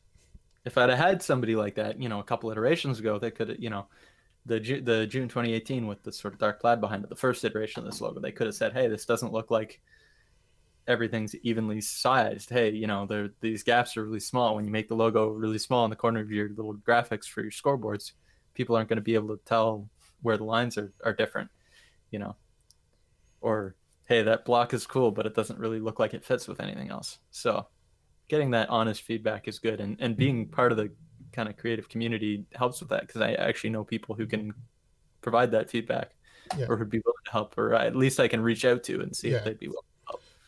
Yeah, and it's that bit of, when you reach out to someone, because never do that in a chat. Go, what do you think? Because everyone will say it looks great. Yeah. In chat, because no one in chat will rarely ever say it doesn't look good. Yeah. But reach out in private. Yeah, and that's the thing, and I am lucky to know a few people that are really really good about that. Like, I got a friend from back in the gaming days. He doesn't stream anymore. His name's Darkholder, and like back when I was doing things with my stream, like I made a big Discord update, and I was like, how does this work? And he was like, you have so many channels in this Discord. I think one of the quotes from him that I remember is like, I don't want to need to use an abacus to figure out when I can use the shoutout channel. I'd like set up the shoutout channel, and I was like, you know what? Good point. Because like I had a shoutout channel, and I was like, yeah, don't use the shoutout channel when I'm live, and don't use it like within this much time after somebody else has used it. And because I've been in shoutout channels where I could tell people were just not paying attention, and there'd be like somebody live, and then 2 minutes later somebody else is just like, hey, I'm live, and then the messages get buried. And I was like, but at the same time, by me adding all those rules, people wouldn't use it. So I needed somebody else to be like, hey, I can't figure out what's going on here. You might want to make it simpler or not have it. And like him being honest enough to give me that feedback, and the same with a couple new ideas I tried on stream. It made a difference, and it makes my stream better, it makes my server better, it helps me out a lot. And it's great to have people who will give you that feedback. And everyone always needs to have those one or two people that you can go to and go, give me the honest feedback. Yeah. I'd way rather that, like, at the time, sometimes you're like, oh, I thought that was pretty cool. I'm okay. But, afterwards, that it's going to help you in the long run. Right. And you learn something. You don't always agree. Sometimes people give me feedback and I'm like, okay, I don't agree with that, but at least it's there, and you kind of know where they're coming from. And a lot of the times it's useful. And Sesamo says it was great that you're very receptive to the feedback. Some people can just end up doubling down. Yeah. Very. It's true. Something that I know that I'm that I can be bad for, is tunneling in on my ideas. I've noticed that, like in school projects and in like the work that I do, I'm very aware that if I let myself and I think I've got a good idea, and people say it's not, I'll be like, no, it is. Even if it is, I just think it is. So I try to be very careful with that, because even if that's still what I think when they give me the feedback, if I just tell them that right away, they're not going to want to help me again. And they may very well have a point that I won't see until I look at it again, and I'm like, okay, cool, I can see where you're coming from. And then that helps too, because having a couple times when that happens makes me realize that I'm not always right. And then the next time somebody gives me feedback, I can be a bit more receptive right off the bat. It's a learning process. Totally.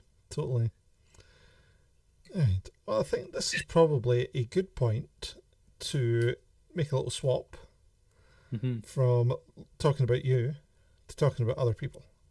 Good stuff. So let us do the weekly showcase.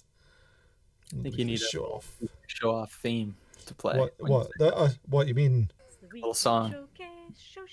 Weekly show off song. Like in a show. I can't hear it. You can't hear it. I've got QCat singing it from a couple of weeks ago. Oh, sorry if I interrupted. You want to run it again? Was I talking over? It's fine, don't worry. I think everyone can still hear it. Okay. Yeah, I can't hear you. I keep forgetting you can't hear that. That's the awkwardness of this. You can't hear the things that I play. Yeah.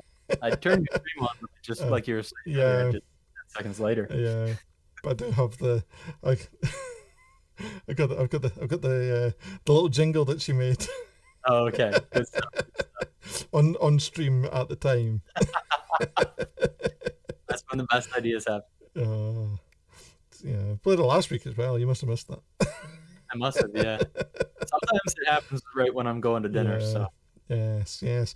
By the way, Drive has decided to have a late dinner tonight. He's it's foregoing his normal dinner time to join us. Yeah. So we might experience some hungry Drive at some point.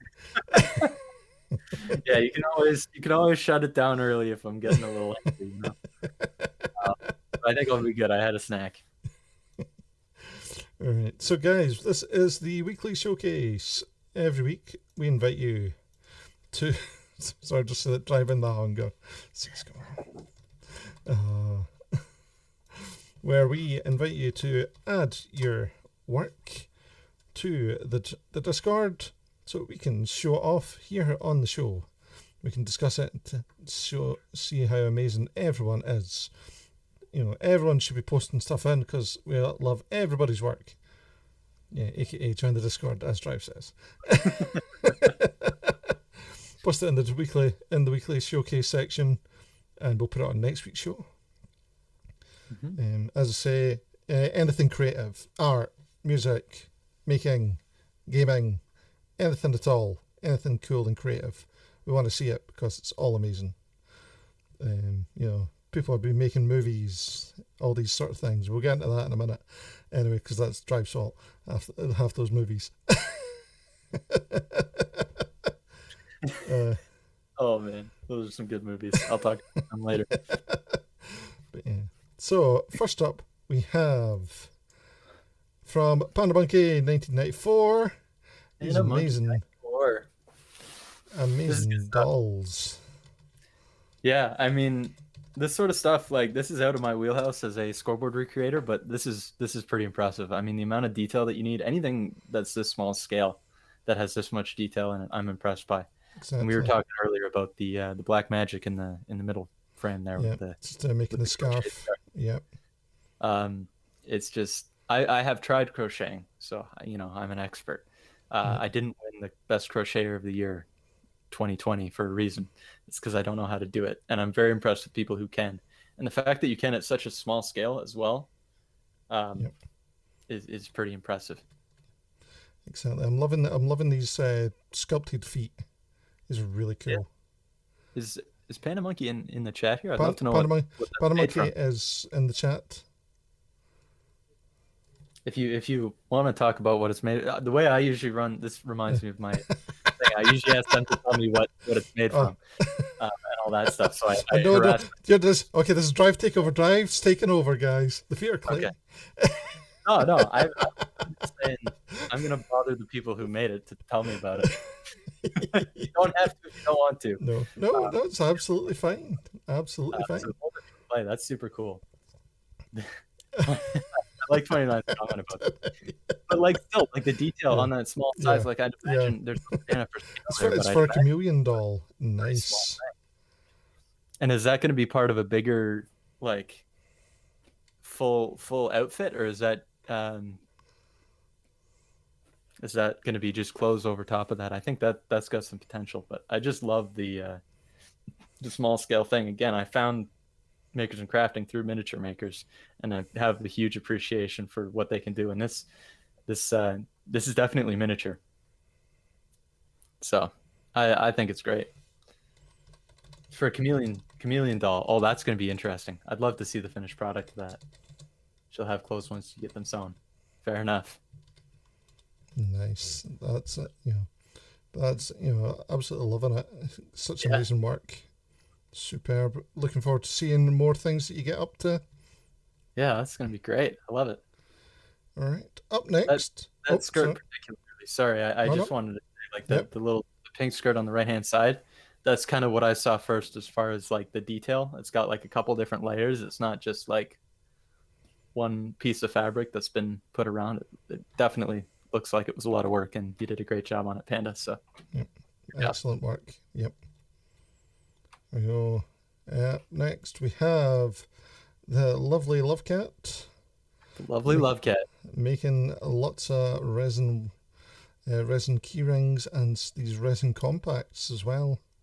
Yeah, for sure. I mean, the first thing that I noticed when I saw these for the first time was the fact that you're able to get the details on the backs of the mirrors on the left hand side. You can see them in the top left photo there, and not only that, but also how thin the resin is.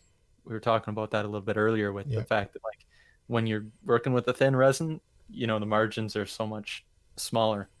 As far as if one area is like too thin, I feel like it would really mess it up. But these look perfect. Yeah, And just the detail on the top is so good. Definitely, because if your table's not level, all that sort of thing, try to get that, especially with that kind of transparency as well that's on it. It's it'll definitely show because different thicknesses just change everything. Yeah, for sure. So it turned out really nicely there. And then those key rings as well. Yeah. Absolutely beautiful. All those inclusions. Yeah, I was gonna say I love the style. I love seeing people put things into resin, and I feel like that's got to be tough to do and still have the resin turn out like clear and smooth and all that. Because like I'm looking at the sea up there with all the little beads in them, but those have got holes in them, so like that could really, like if you're not careful, I feel like that could mess up and create like air bubbles or something. Oh, definitely. Again, not an expert in any of this, so if anybody knows how to do resin, and I'm completely talking nonsense here. No, that's But like I feel like this is some tough stuff, and I really like the look of it, of the clear resin with different things packed in, as well as like the glitter, super uniform throughout the whole letter. Turned out really well. Yeah, she's doing really well, and she's only been doing this a couple of months, not even. I was gonna say, I feel like I've only started seeing resin projects from her pretty recently, so I was wondering if this was kind of a new hobby or new creative. It's one of our newer ones that she's just taken up, but she's absolutely doing an amazing job with them. Nailing it. Totally. It's doing brilliant. Find the right page. Be easier. That one there. It's going to the wrong thing. Too many things open. Up next, we have Calamity Cat and her amazing onesie. Absolutely love it. Love the colors. Joining in, like I was saying earlier, wind down gang. Gotta rock the onesie. I say as I don't own a onesie, so I'm a bit of a hypocrite here. The first thing that stood out to me was the wings and how well they're holding their position. Like they're sticking out. They're not like threaded in the whole way across the back. They're proper wings, but they're holding their shape. They're not like sagging down or anything. It's the same with the spikes on the back. They're holding their shape really well. I have no idea how clothing patterns work, but it looks like it fits perfectly. And just a great overall job there by Calamity. Yeah, she did an amazing job. She did most of this on stream, like patterning it out and putting it all together. And I'm sure those wings are detachable, actually, from what I remember. Oh, as well. Yeah. Oh, that's super cool. Yeah. That's the double bonus. You got the cool factor, but you've also got the comfort factor if you gotta go somewhere where those wings might be getting in the way. Like through a door, maybe they come off every time you walk through a door. They're wide enough. Yeah. And there's been a request that you need to get a moose onesie. Yeah, I gotta find something like that. Something but yeah, it's if I see one, then we'll see if I pick it up. I don't know if I don't remember ever owning a onesie.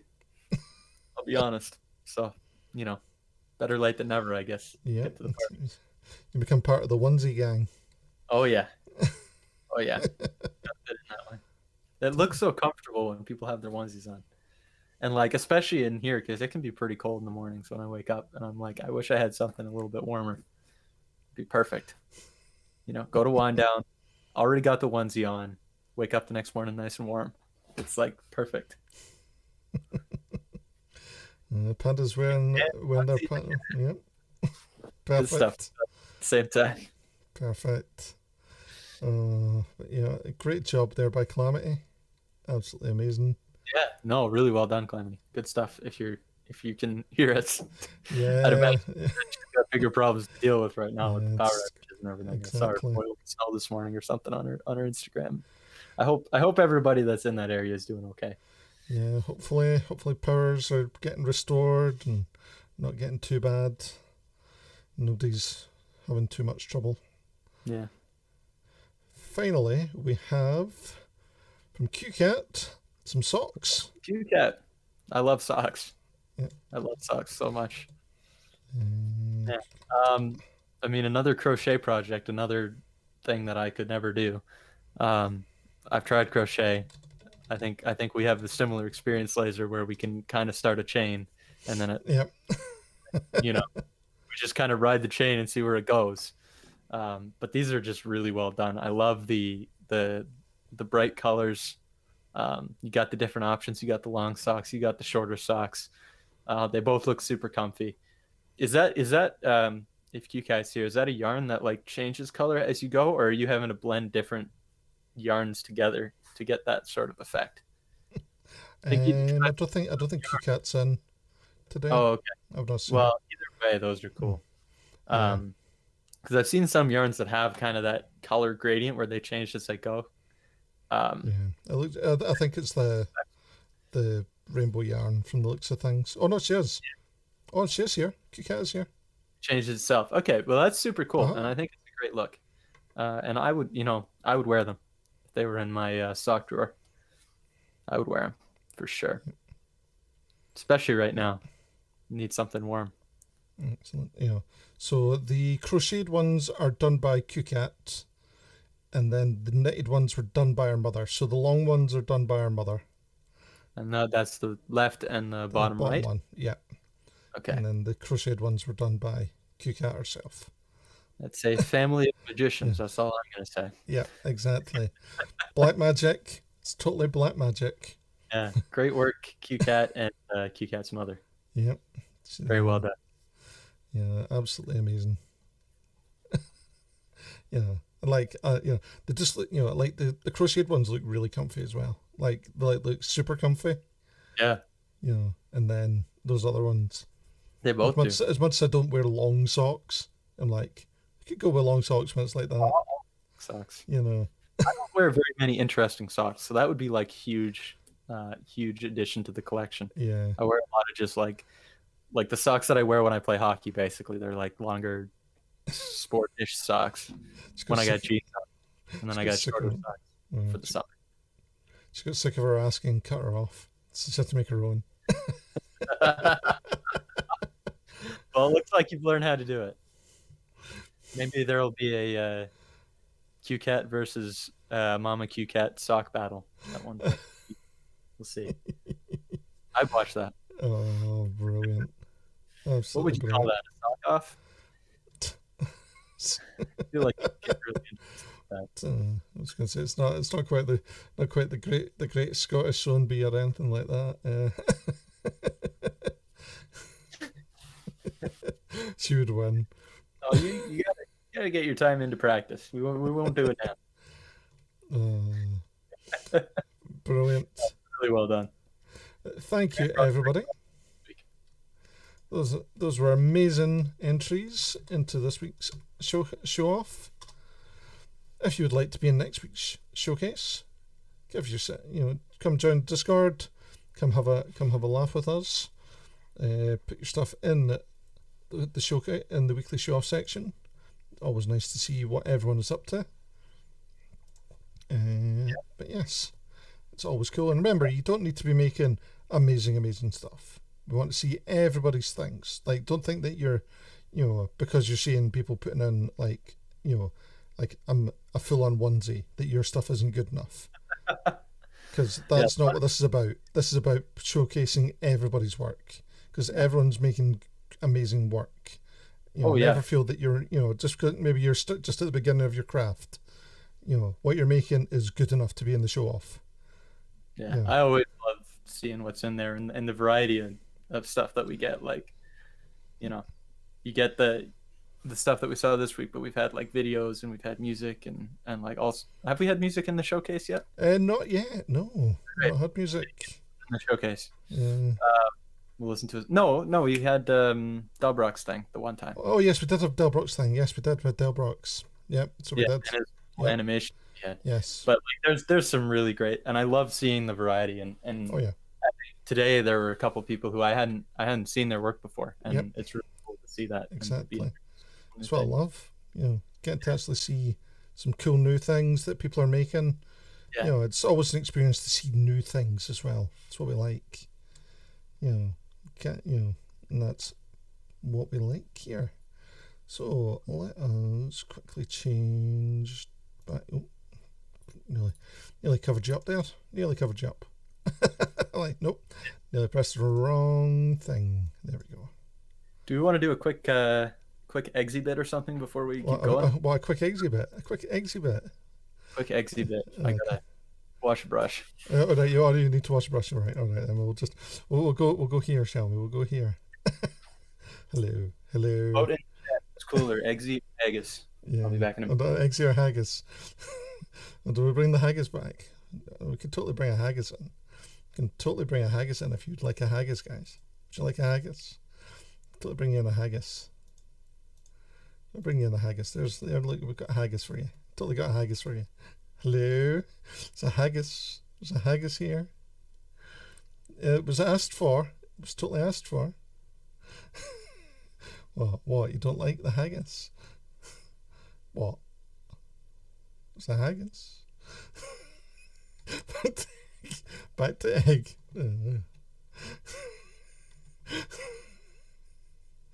Is it that bad? Oh, you're tripping. I don't know bad direction. I do not know why you're tripping. We don't know what's going on. Yes. You're saying your therapist is making a fortune. Oh no. Like is a strong word for this. What do you mean, Genix? What's the issue? What is the issue? Reminds you of the chicken nugget back in the day for Maggie D's, and they went parachute. It's not a chicken nugget. It was not a chicken nugget. It was totally a haggis.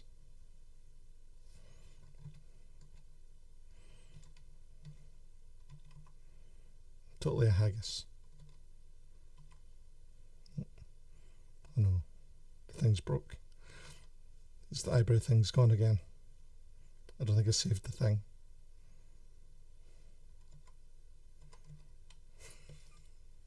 Whoops. Haggis. There you go. We brought you back. Sorry about that, guys. Oh. All right. Here we go. There we go. Yeah. So there's your government mandated. Eggsy. Yeah. Eggsy and haggis break. There you go. That might start becoming a more regular part of the stream if you keep showing up. It was only because somebody put a poll in on the last stream. Yeah. We'll blame Delbrock for that. Great work, Delbrock. Totally. I'm all for shenanigans in the chat, all the shenanigans. So where were we up to? Just finished up all my illustrious logo. So we were talking about your logo. So let's actually talk about Scoreboard recreations, because that's what next? you do. That's what you actually do. Yeah. This is the actual things that you do. Look at this. Here we go. Yeah, this is Scoreboard recreations before actual Scoreboard recreations. This was sort of the first project that I attempted, and I think I may have done a little bit of this on stream, but it was still while I was mainly doing gaming. And I called this the Arena Upgrade Series, where I'd take a picture of a rink, I'd go into GIMP 2, my free photo editing software that I used to use until I got Affinity pretty recently, and I would make some changes to the rink. And sometimes that would be a new scoreboard. I think I only did about 4 or 5 of them, and I've got a couple here to share with you guys. You can see the original in the bottom left, and with this one, what I did is I replaced the screens on the scoreboard with something that looked reasonably like an all LED scoreboard. I added a couple ribbons, one along the end zone there and a couple up along the top. And then I tried to color correct the stairs to be yellow, but I may have overdone it a little bit there. Um, and this was kind of where I started. I hadn't thought of doing the 3D models yet, but I did kind of know how to do photo editing in a very kind of amateur way. Everything's kind of self-taught. And I threw together a few of these, so I thought they were pretty cool. I would post them to my Twitter or whatever, and didn't really go anywhere with them. I think I tried to bring it back in a stream at one point not too long ago, but it was kind of going okay, and then I got back into scoreboarding. This is pretty cool, actually. The amount of work that goes into this. So, like, creating, this with the proper perspective and Yeah, well, all actually, this sort of thing. yeah, in this case, it was a little bit easier because I just used the board that was already there, and then I went over top of what they had before as their screen and added in the graphics. And I did try to perspective warp them to fit. It's a lot easier to do that in 3D because I can make the flat textures and then apply them to the surface, and then I can just turn the camera and it does it for me. So, but this was kind of a fun start.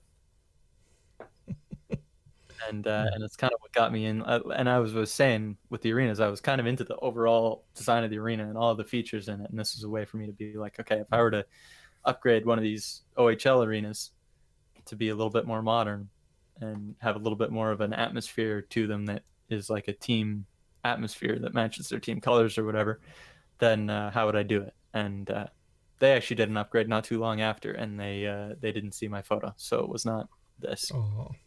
But it was nice. The scoreboard that they put in was nicer, I think.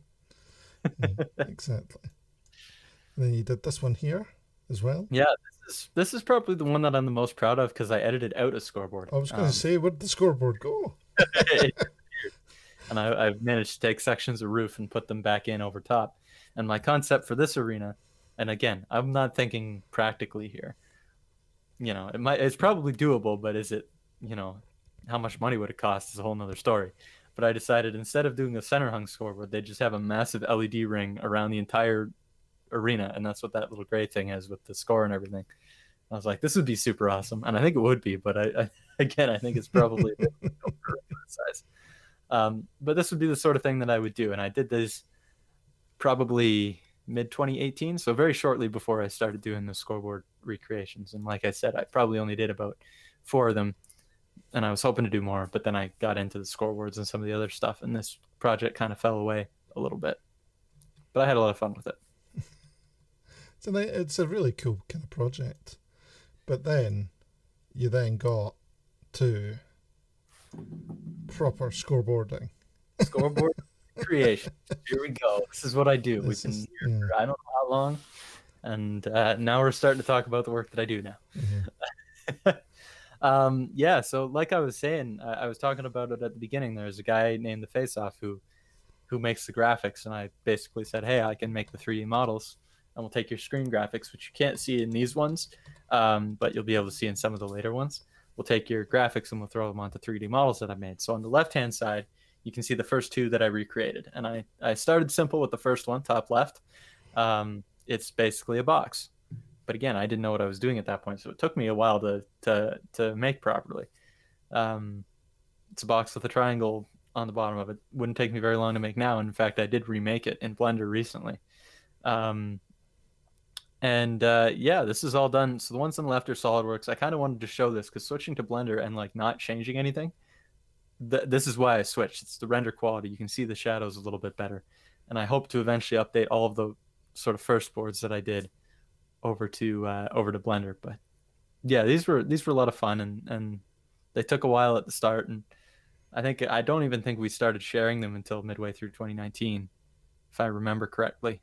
Maybe not quite that long, but we wanted to make a few of them before we went because I wasn't sure if I'd be able to do them all at the time. But this is late 2018, early 2019. That's when it all started. And the updated ones are the ones you did in Blender, though? Yeah, so the updated ones I did in Blender. So everything that I did in SolidWorks, which is my original software, I saved as just a generic 3D file, and I can bring that into Blender.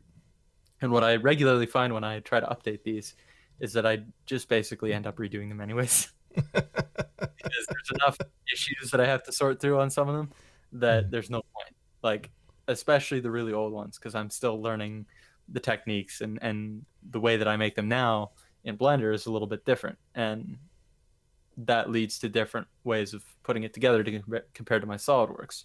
So I'll end up deleting a lot of it, maybe working with a couple screens that are already there, and recreating a lot of it when I move it over. And I do that on stream every once in a while, but I try to most of the time make new boards on stream. But yeah, I remake them in Blender. It was a bit of a learning process to switch it over.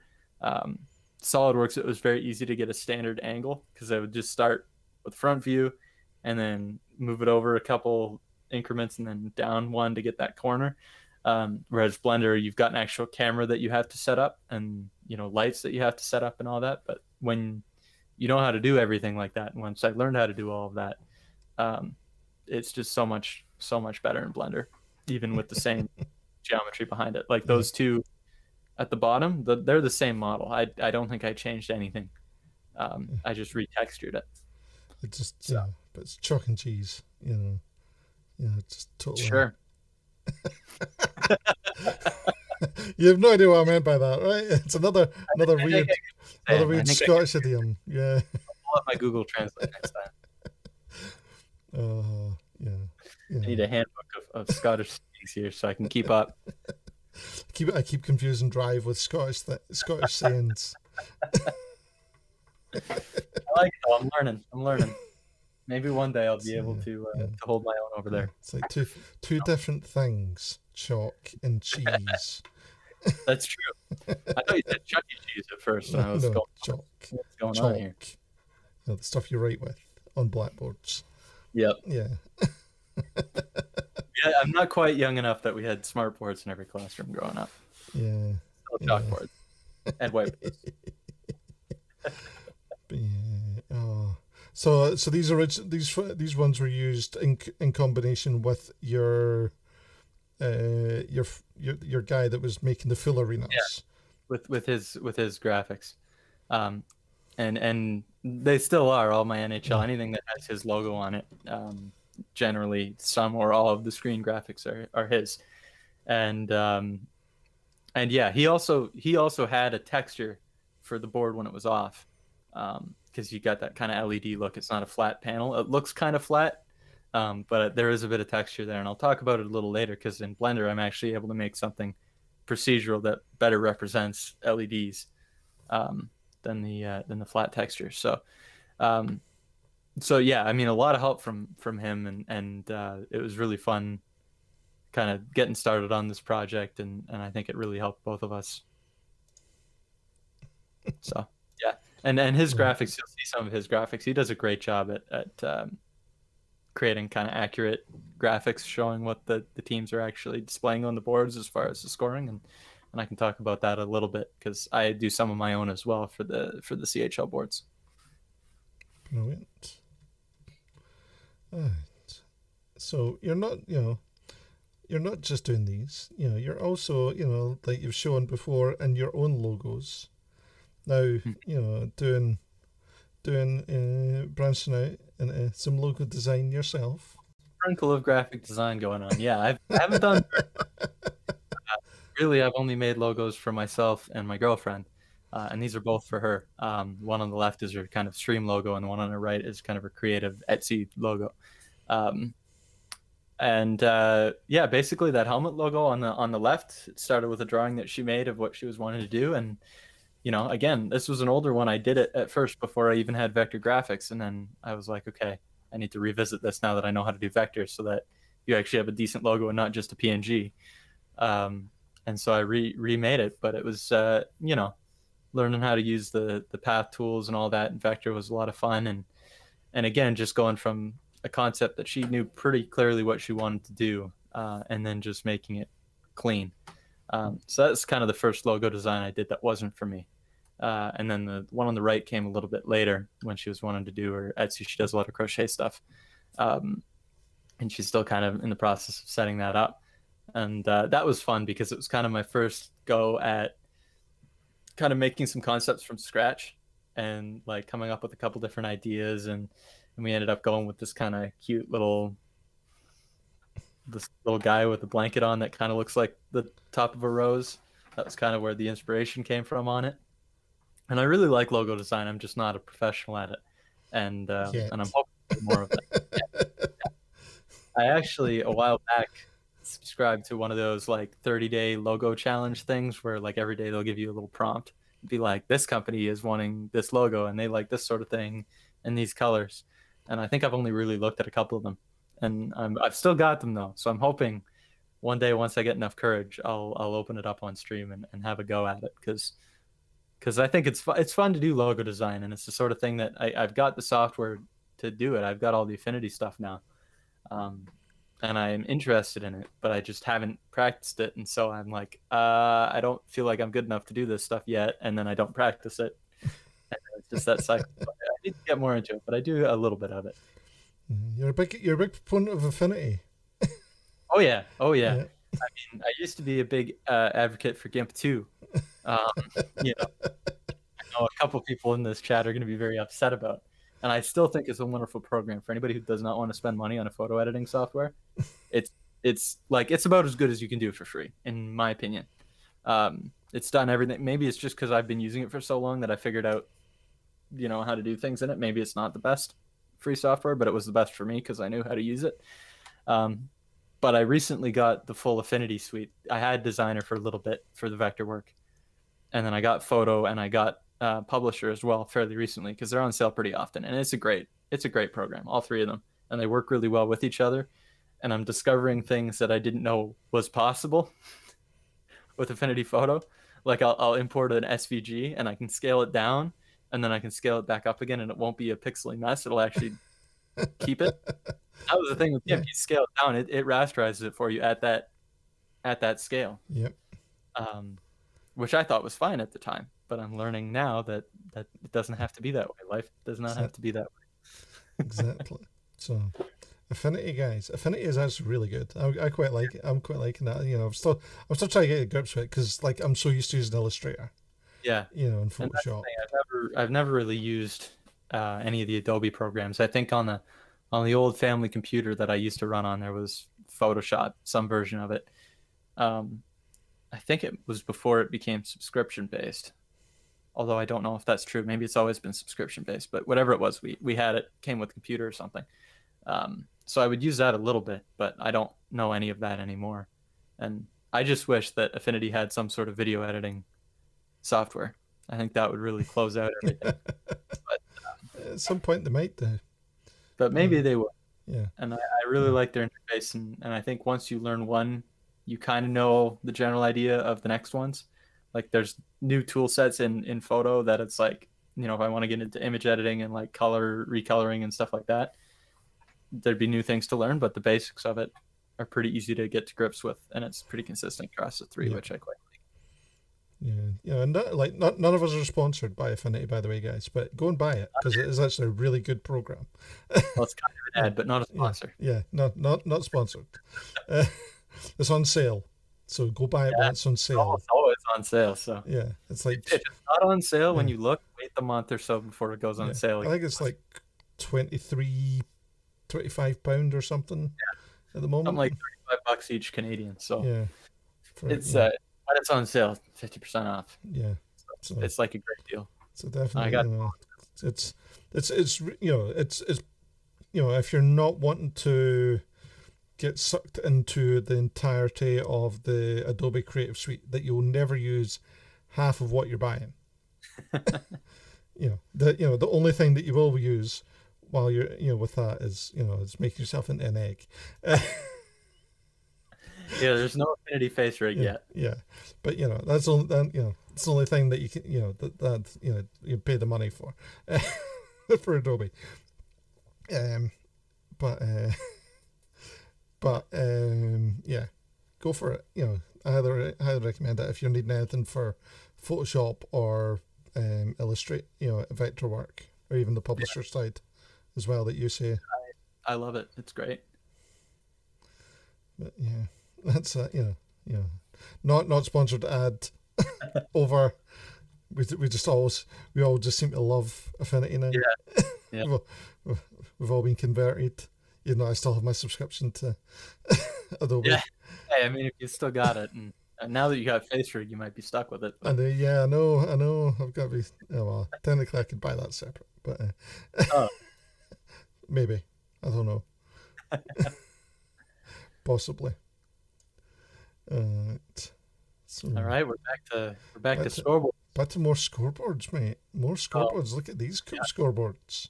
So these ones, the three on the bottom, I think all of them I did on stream. Those three are CHL boards, so that's the sort of development league that I've been talking about, and I do all of those on stream, and I do all of the graphics for those. The ones on the top are the NHL boards, and two of the three of those have the face-offs graphics on it. The Ottawa one, which is the top middle, I was able to do all of those ones because, again, they're pretty simple. It's just a black background with the numbers on it, but that's some of it there on the top left and top right with the graphics.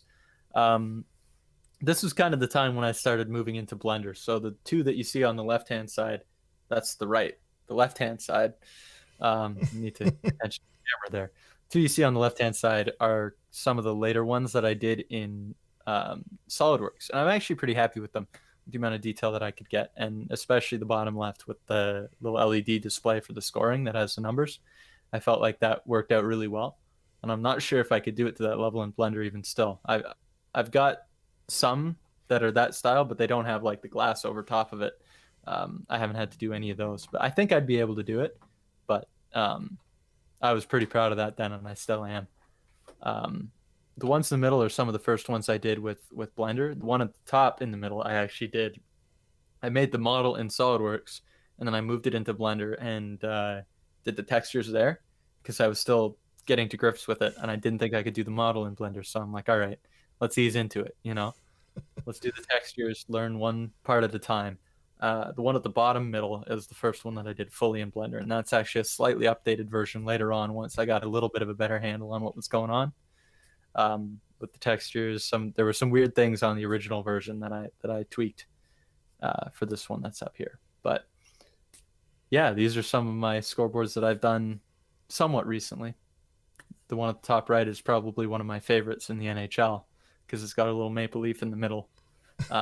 Really interesting design. So that's a maple leaf actually in it. Yeah. Inside yeah, it. it's like a physical thing. You can kind of just see the edge of it. Yeah, that isn't the best to show it off.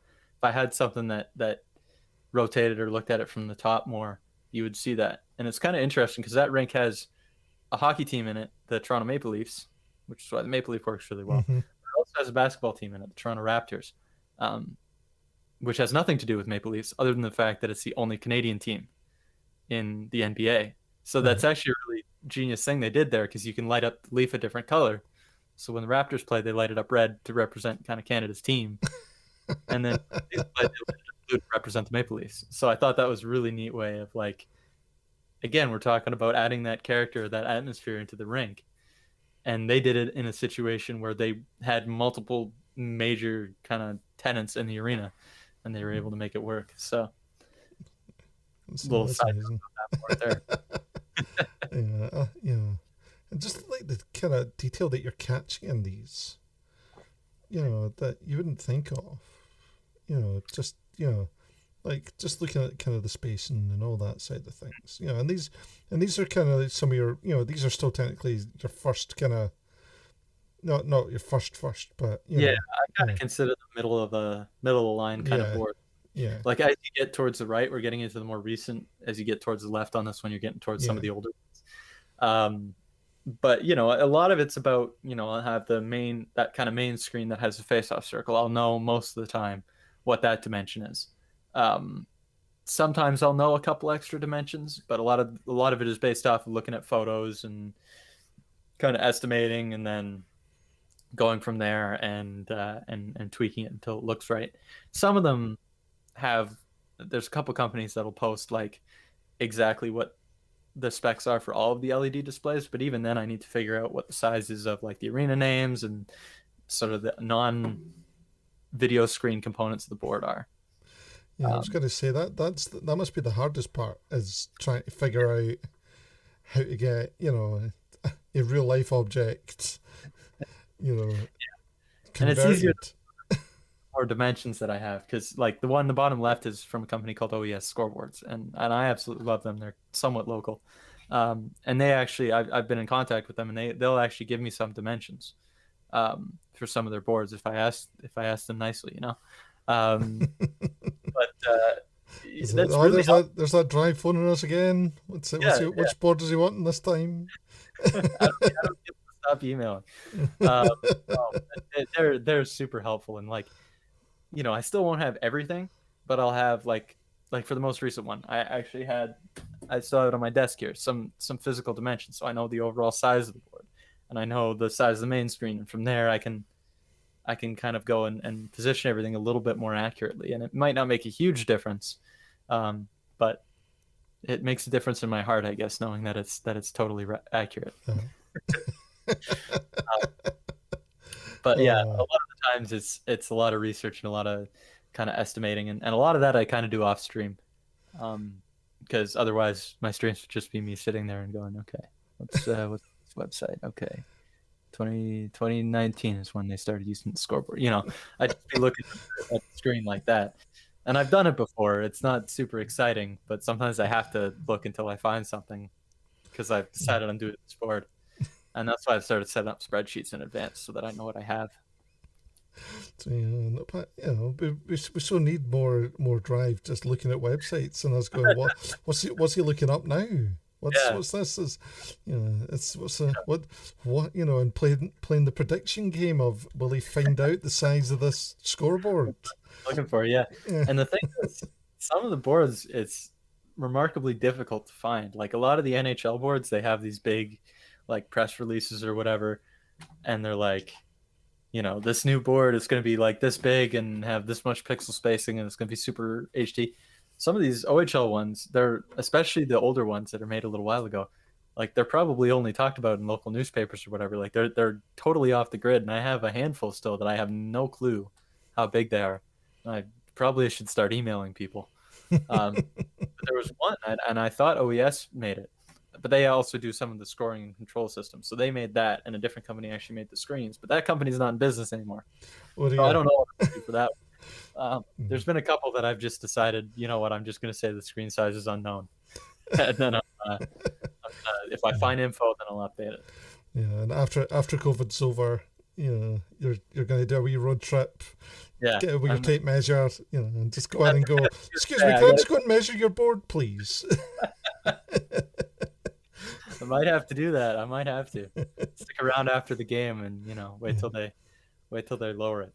I was actually at a game where they lowered the scoreboard once. And I wish I'd have seen it, but I was in the bathroom.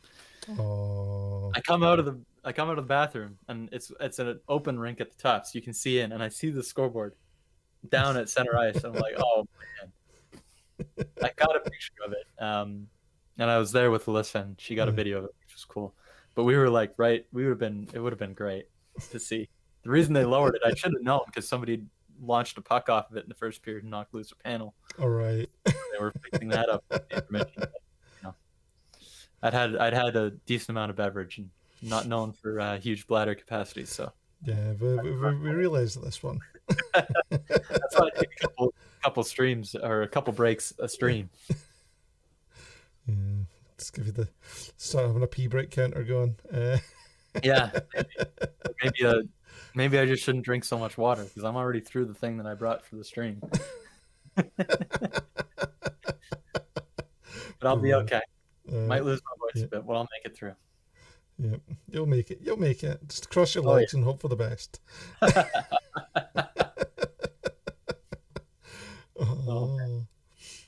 yeah, these are beautiful. I don't know exactly where it is, or I'd have put it in. Let's take a video of it going down. All right. Be like, oh, this is the coolest thing. It's them lowering it down, coming down. Yeah, they do it with all the lights and all the jazz and all that. No, just for maintenance, so it wasn't that much of a spectacle. Reminds me of, there's a story that my grandma always tells me from when I was like really young, like 1 or 2 years old or something. And apparently we'd go out on walks, and sometimes I would just stop and I'd wait, because I'd want to see somebody like put their garage up or down, because I thought that was cool. And some of her neighbors kind of knew that, so when they'd see me walking by, they'd do their garage, and I would just be like, "Wow, that's awesome." I don't remember this at all, but she loves this story, and I love that story too. So I was always into the mechanical stuff, I guess.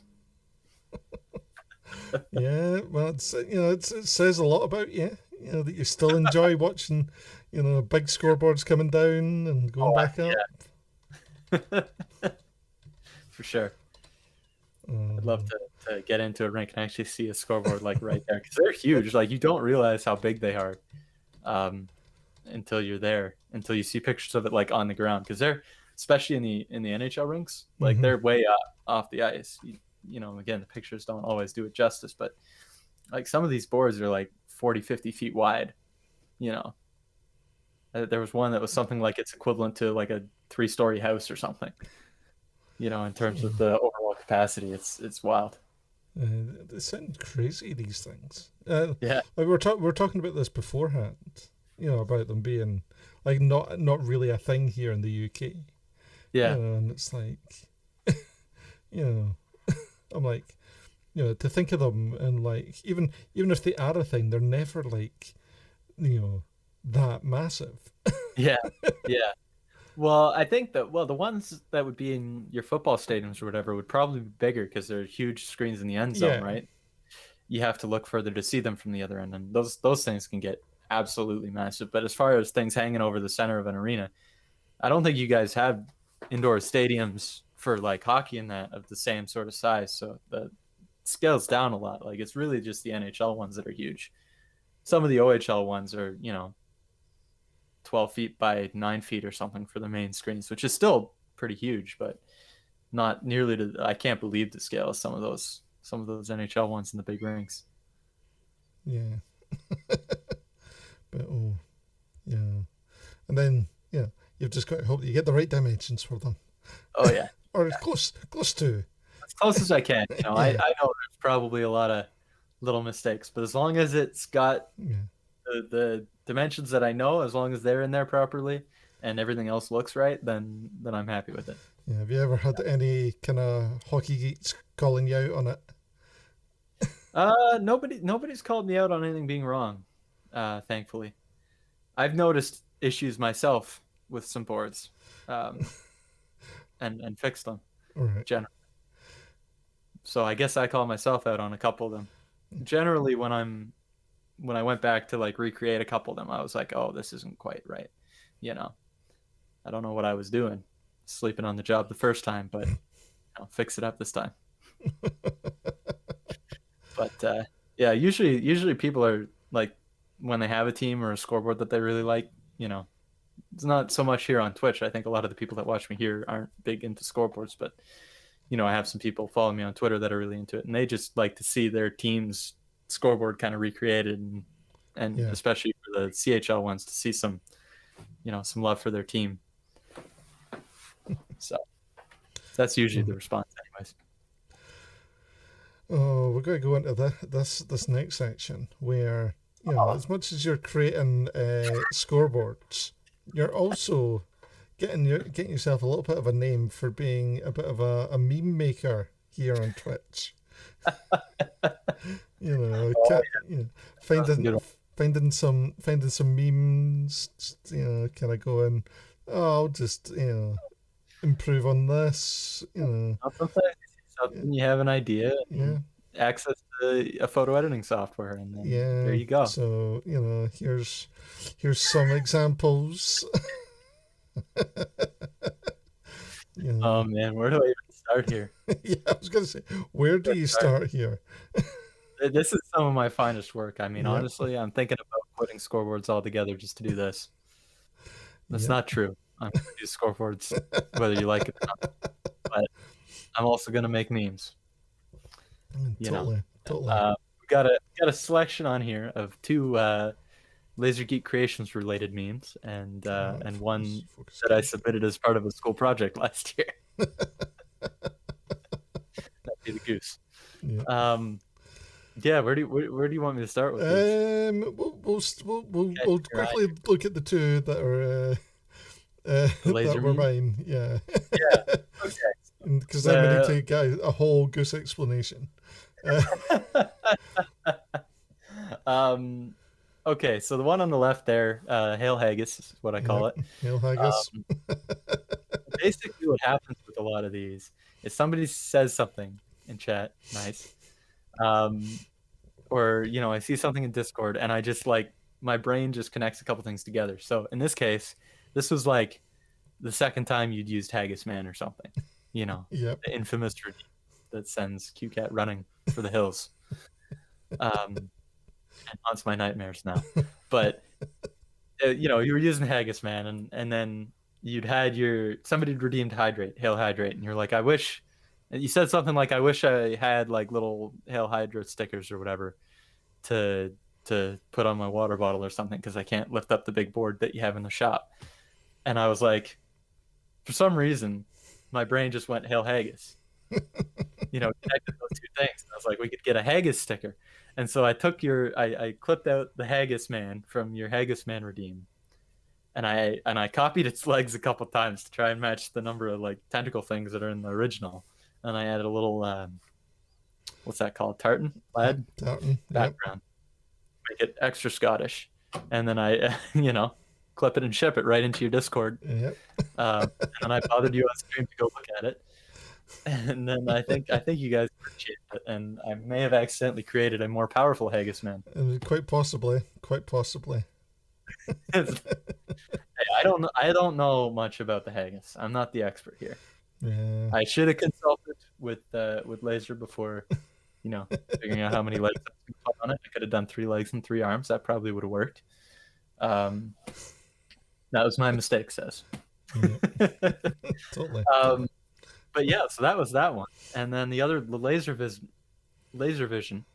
That was a Discord. Somebody had posted something else that I didn't understand. It was the Chuckle Vision. Yeah, is that like a British show or something? It was a British kids show. Yes. Yeah, so somebody had posted that where they'd taken the WandaVision and replaced. I forget who it was. I wish I could remember. That was me. So I could say.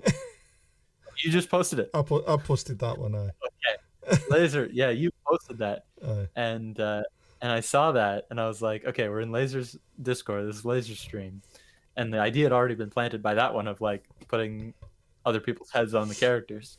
Yeah. And so I opened up your channel. I went to your latest podcast, found a nice pic of you smiling, clipped it out, and made Laser Vision because I thought that'd be funny. And then again, clipped it, sent it out to your Discord. That's the history. Right. So I don't do these regularly. It's the sort of thing where it's like I've got 5 minutes and something enters my brain, and I'm like, I have to make this. I have to make this, or I'll be thinking about it all day. And sometimes they turn out okay. They turn out amazing, totally amazing, absolutely glorious. Now explain this goose. Okay, so flashback to December 2020. Not too long ago. That's when I made it. I want that bad direction. No, Hail Haggis on leather. No, I think not a piece of leather. It stinks. It's horrible. First project back in the shop. If anybody's got, do you still have the lasering leather redeem? Oh, there we go. It's there, right? Bad direction. I'm proud of you. All about these shenanigans. March 1st. Save the date.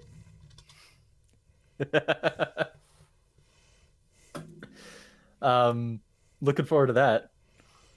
I'm not.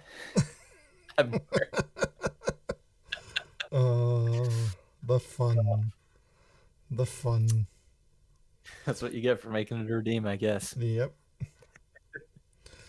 Oh well. Right. We'll get that sorted for you. So the goose. All right.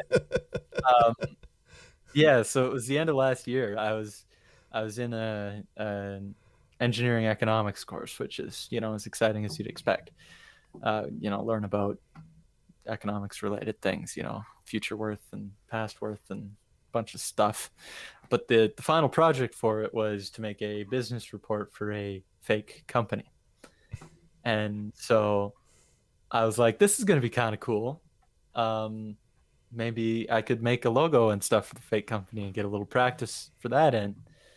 and it was a partners thing. So my partner for it, she said, why don't we do a company based on lactose-free cheese? And I was like, okay, cool.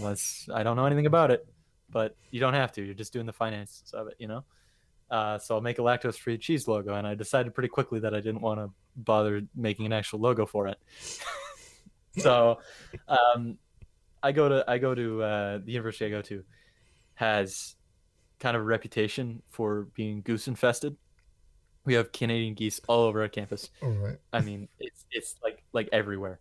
You get there in the summer, there's an open field. It is like you there's more geese than people, and they're fearless. The number of times every other day I go in the summer, it feels like there's like a log jam in the main road because the gooses decided to walk across it and just hang out in the middle of the road for a while, because they know that we can't hurt them, and they're taking advantage of that. I honestly think they're going to take over. But anyways, there's this whole goose meme at our campus. Nobody's safe from them. I've been flown at by a Canada goose before. I was walking through what do you call those things? Just like a little courtyard out of a building, and there was a goose like at the other end, and I'm like taking the long path around because I don't want to bother. It's the only one there, and it just like it runs and it starts flying at me from the other end, and I'm like, oh, this might be it, and it flies off like at the last second. There's this warning run, and I was out of there before I could do anything else. I don't know what was going on there, but maybe it wasn't happy with one of my scoreboards. So note to self: don't go to Canada in case geese attack. Yeah, it can smell fear. That's what it is, Jeff. It knew that I was scared of it and wanted to make a point. But anyways, all this comes back to the fact that and taste weakness, maybe it's because I didn't start running away that it was like, maybe I don't want to mess with this guy. I don't know what I would have done if it had kept flying at me. I was terrified, but there's this whole meme about geese on our campus because it's a thing. So I was like, okay, I'll just make a cheese goose. We're making cheese as a product. We're based out of this campus in this fictional company land. So I took a picture of a goose, cut out the head, found a picture of a cheese, cut out the cheese, didn't cut the cheese, cut out the cheese, and then took a picture of some goose legs from a different goose, and then slapped those on the bottom. And I put that in the report, and we submitted it and got a great mark on it. So I think he liked it. That's the story of the goose. Yeah. Perfect. I've had an arts, had 15 geese in my teens and got attacked by one and got downed by it and got hurt for a week. Yep. Yeah, like those things are serious. Like they can cause some damage. Right, definitely. They don't like that. Like Genix was saying, they smell fear and they take advantage of it when they can. But now you have cheese goose. Cheese goose. Yep, it's an emote in my Discord. Yep. And in the list because she wanted it as an emote. If anybody wants cheese goose, I will be happy to send it over for good luck. Yeah, and then you finally did it. After I finally, you found the scoreboard that had the clap on it.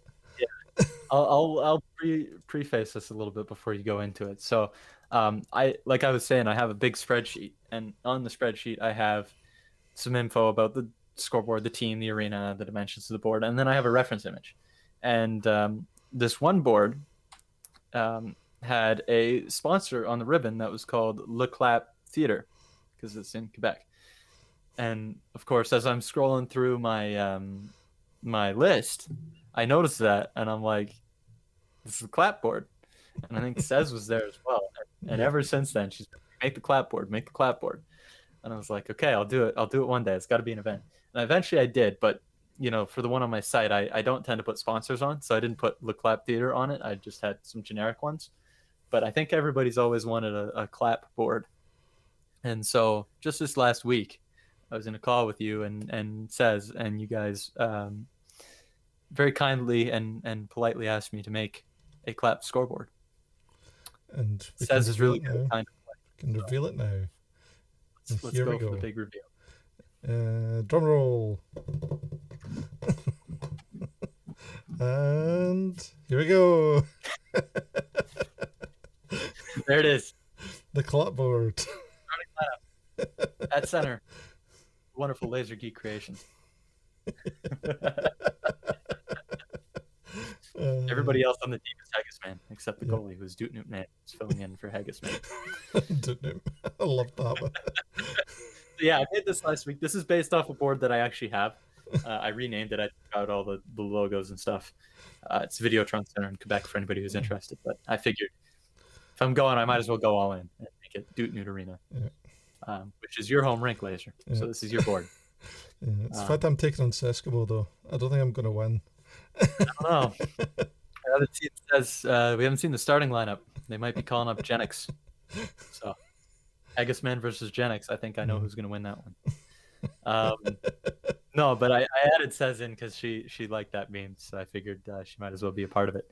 And we have a little team mascot / the entire starting roster kind of hanging out on that corner board there. You can see him peeking out. So our good friend Haggis Man. Always bet on Haggis, yeah. So I thought I'd make that for you, and there it is. And if you want the PNG version for whatever reason, I can send it over. No, totally. It's got to go somewhere. But it'll live forever on the Discord. That's his scoreboard. All coming from somebody noticing the clap. Exactly. On the one. Like, that's not a regular sponsor or anything that's always on the board. It was just in that image. Yeah, it was meant to be. That's the thing. It was just meant to be. Exactly. Now it's finally a thing. Yeah, we now have the clap.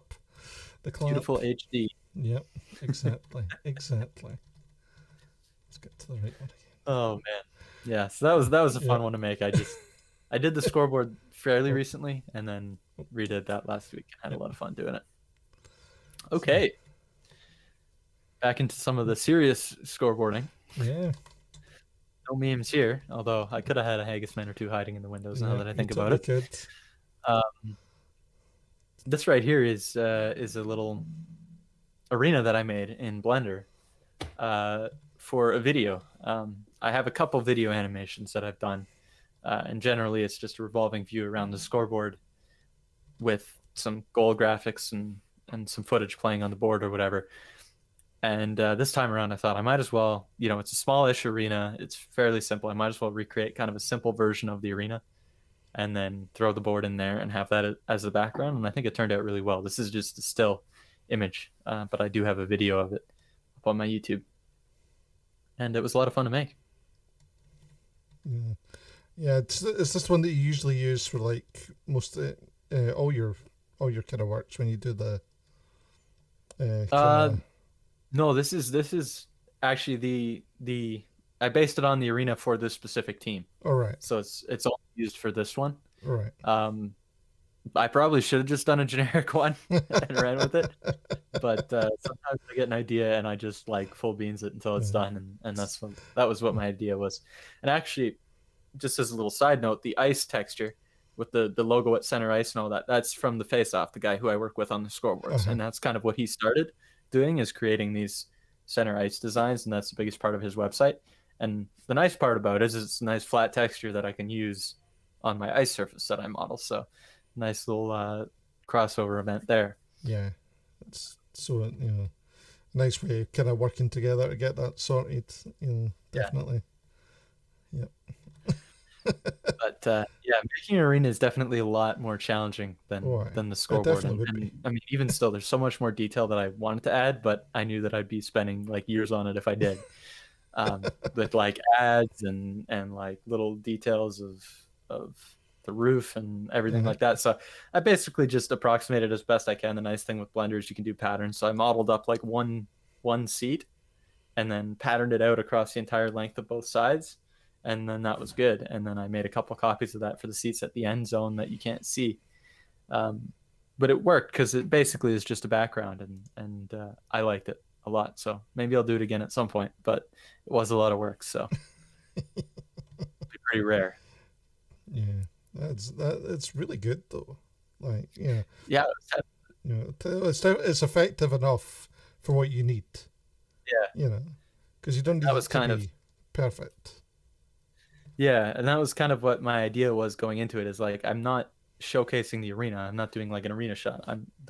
In the video itself, we're like super zoomed in on the scoreboard, and it's usually taking up about half the screen anyways, right? So you're just kind of seeing it blurred out in the background. And for what it was, I thought it was a little bit better than just a kind of a static background that didn't have, a ton of detail to it. Yeah. And convincing people enough that, you're in an arena. This is, a real scoreboard that you're looking at, and practically. You know that the arena is fake. Like you can tell very easily that it's just this crude 3D model, but the focus is on the scoreboard and the graphics and all of that. And I purposely kind of picked a kind of simple scoreboard to do this with, so that I could really focus on that, knowing that the arena might or might not turn out perfectly. Oh, now this is your fun thing that creative challenge. Everyone is loving. Everyone is loving it.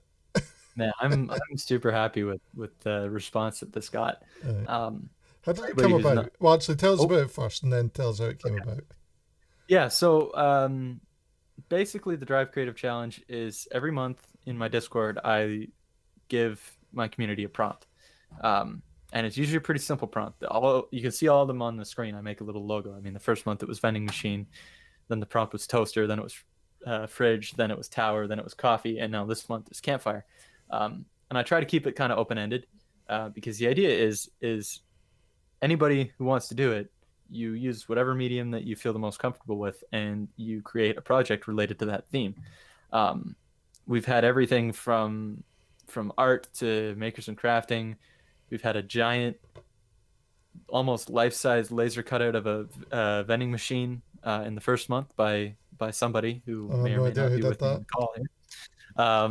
That was really cool. But we've had music, we've had videos. I mean, people really took to this, and I never expected to hear a song about making toast.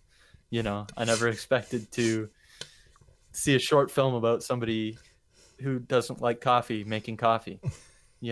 But these sorts of things come from the challenge, and it's really, I think of it as kind of a community event, and it's a really fun stream to go through everybody's project.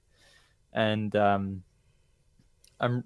this is the sort of thing that if we didn't have such a great community that would take this challenge and would run with it, this wouldn't be much of anything.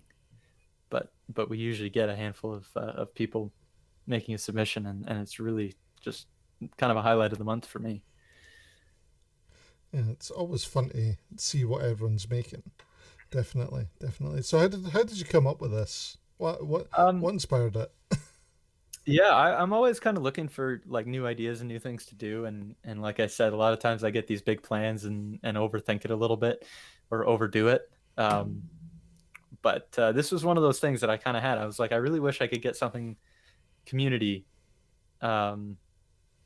centered where people could make things, and then I could talk about them on a stream or have like a little showcase. Because before that I'd done Community Fridays, which was a stream over the summer because I had more time to stream, where every week people would just submit whatever projects they were doing, and I would talk about them, and we'd get a few. But I was like, I want to do something a little bit more, like a little bit bigger than that, a little bit more focused, or and I knew that I wouldn't be able to do it every Friday moving into the school term, so I wanted something that I could maybe do monthly.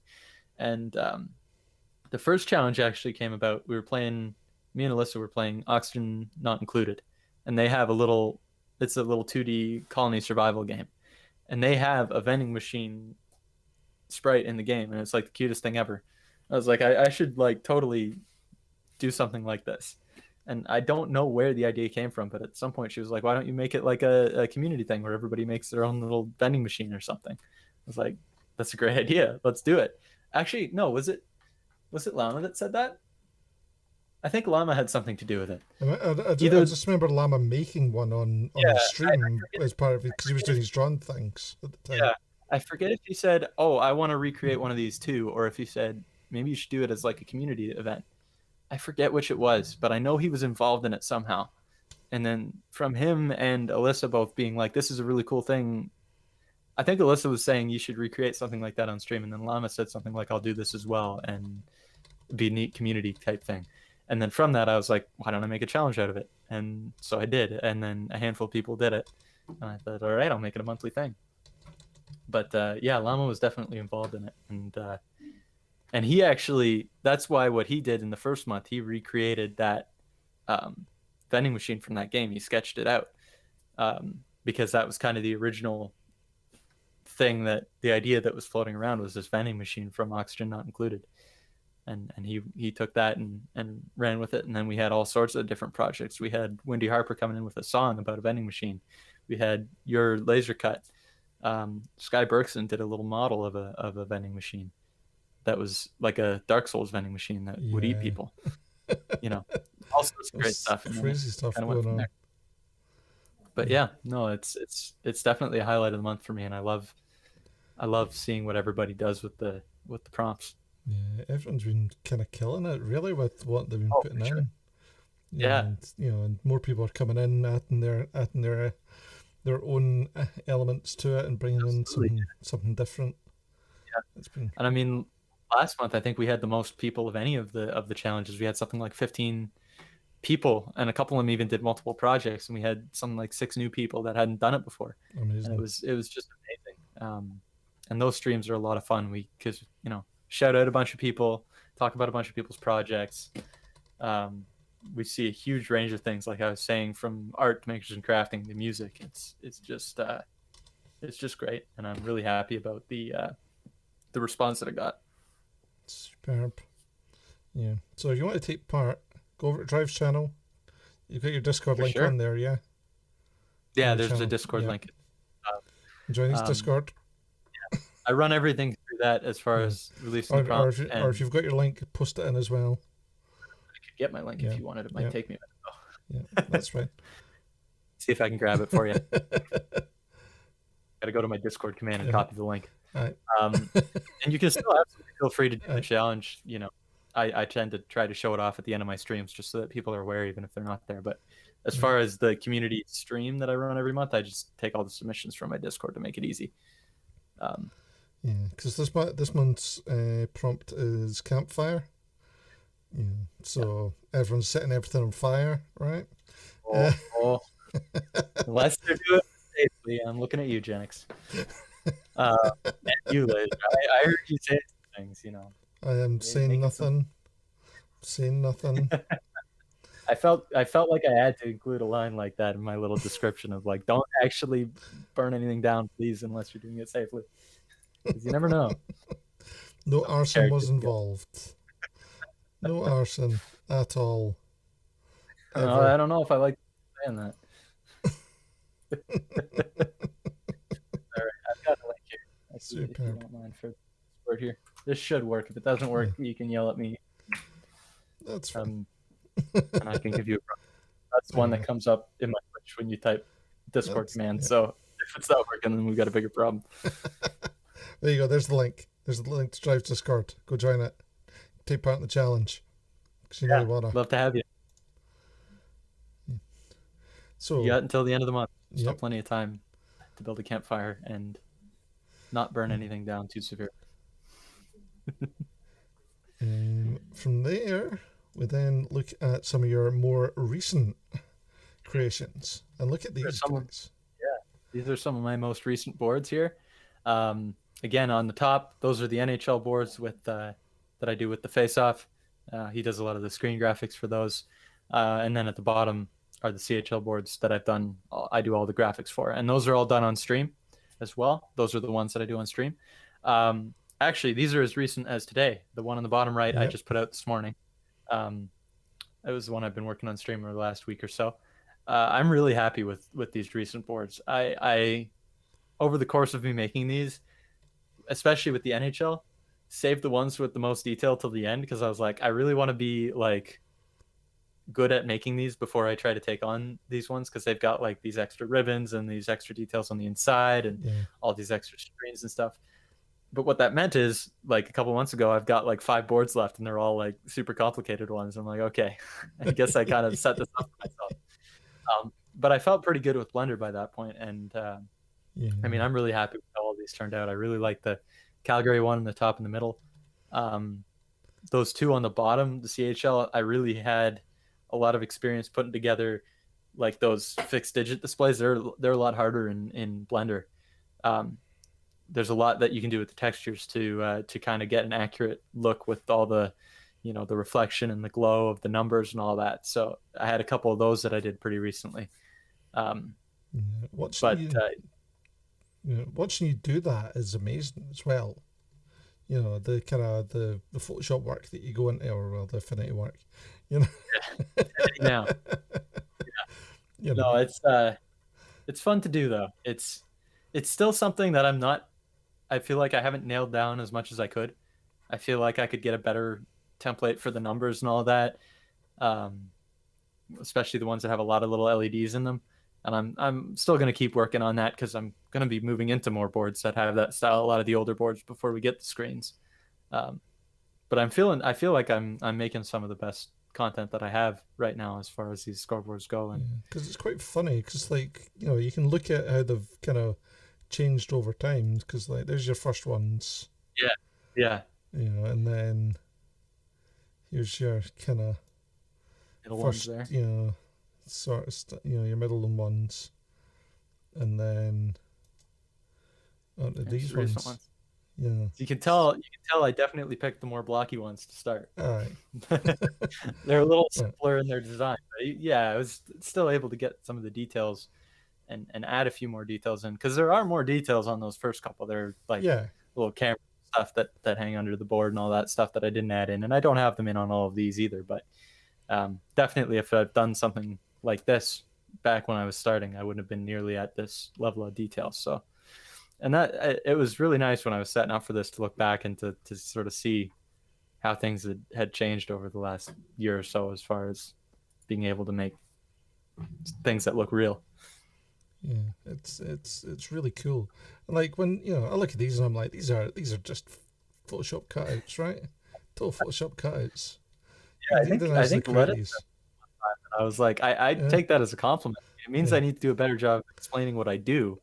But the fact that you think that it's that good of a quality, and I know 20 said some really nice things about them, and every time I'm just like, can't believe that people that aren't in the, I guess, scoreboard community, or aren't super familiar with it or super into this, is what they generally watch or are saying these sorts of things about my work. It really means a lot to me. Yeah, but you're producing amazing work here.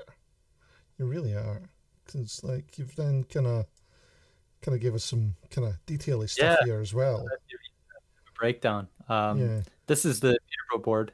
This is one that you'll see on the next slide. I made a while ago and then recreated recently, and really tried to put a lot of effort into it. And it's kind of got all the details that I have in today's board. So if you take a look top right, I've actually got a texture that sort of simulates an LED, as opposed to I used to just put flat images on them and make them glow, which for some of the bigger boards that have higher resolution may look fine, but especially with these older boards that they don't have that kind of resolution, you get that more screen-like effect with it. So if you can kind of see in the zoomed in, I don't know what my quality is like compared to the chats, but you can see the individual kind of dots that I have for the LED. And I took a lot of time to try and set up a texture that can scale. I use the same texture for all these boards. I just scale it up or down and change the aspect ratio to make it work with the screens. And that's a big part of the process now it's kind of fairly new, and I think adds a lot. Bottom right, I've got the textures. You were talking about that a little bit earlier, Laser, with the different layers that go into just making the scoring display. I've got the main colors, which take a little bit, but then I've also got bottom left, I've got I think that's the roughness, how reflective the surfaces are, and that depends on whether it's the panel that's just the base panel, or whether it's the stuff that has the numbers on it. Bottom middle is the glow color, so if the whole thing was glowing, that's what it would look like. And then the bottom right, it's the mask that decides which parts of the board are going to glow, and all those together make what you see in the final product. Mm-hmm. And then I also do my best to add in a frame, not a full frame. That's not what the actual entire frame looks like, I don't think. But as far as what's visible from the angles that you can see, I do my best to try and create something realistic. Yeah, and that all that together just creates something that you're like, yeah, that's super realistic. Yeah, which is what you're going for. was super happy with how this turned out, Yeah. especially those scoring panels that have the time and the score. That I felt like was a big improvement this time around. Yeah, because we can, you've got this here where you Yeah. can see, that major. It's a big change. Yeah. Yeah. And this was one of those ones where I was like, I'm just gonna bring it in to Blender and make a couple small changes, and then I made it from the ground up again. Like, nah, let's scrap it, redo. It's like the scoreboards on the side weren't right. I didn't have the inside of the board. I didn't have the colors right. I had them in the wrong spots. The frame wasn't great. There were a whole bunch of things where I was like, okay, I'm just gonna make them again. Yeah. But looking at them side by side, I mean, I can't say that at August 2019 that this was my best board, but I felt pretty good about it when it came out. But like the scoreboard where the numbers are and all that, like that, I was able to add more detail and make it more true to the original. Yeah. You can definitely see the difference. When you look at it, it's amazing. Again, chalk and cheese. Cheese, yeah. Yeah, No, I was talking earlier, that LED texture makes a difference in the main screens. Like you can tell that on the left it's just an image that I've made glow, whereas on the right it actually feels like a screen. So little things like that I feel make a huge difference. Plus, Blender's better with rendering as far as the shadows and the light, the subtleties of that. Like that definitely makes a bit of a difference, but also the added detail, I think. I'm really proud of it, and hopefully I can keep making ones that are this good. Yeah. Oh, definitely. And then the final picture that you sent us was this. Yeah, little sneak preview here. So tell us about this. Yeah, so this is a little rotating GIF I put together of one of my more recent scoreboards, and it's I'm not sure exactly what I'm going to do with them yet. Now that I've made all of the current NHL boards, I'm hoping to put together some sort of video talking about them all because I'm interested in it, and I feel like it'd be kind of neat to be like, this is what I like about this board, and kind of a ranking, I think, maybe. But I've always kind of wanted to have something animated. I've got the 3D model here. Mm-hmm. I want to put something on my website or available somewhere where people can actually look at the whole board in all of its sort of detail. And this is kind of what I feel is a decent way to look at it. It's a static image. It's just rotating around in a circle.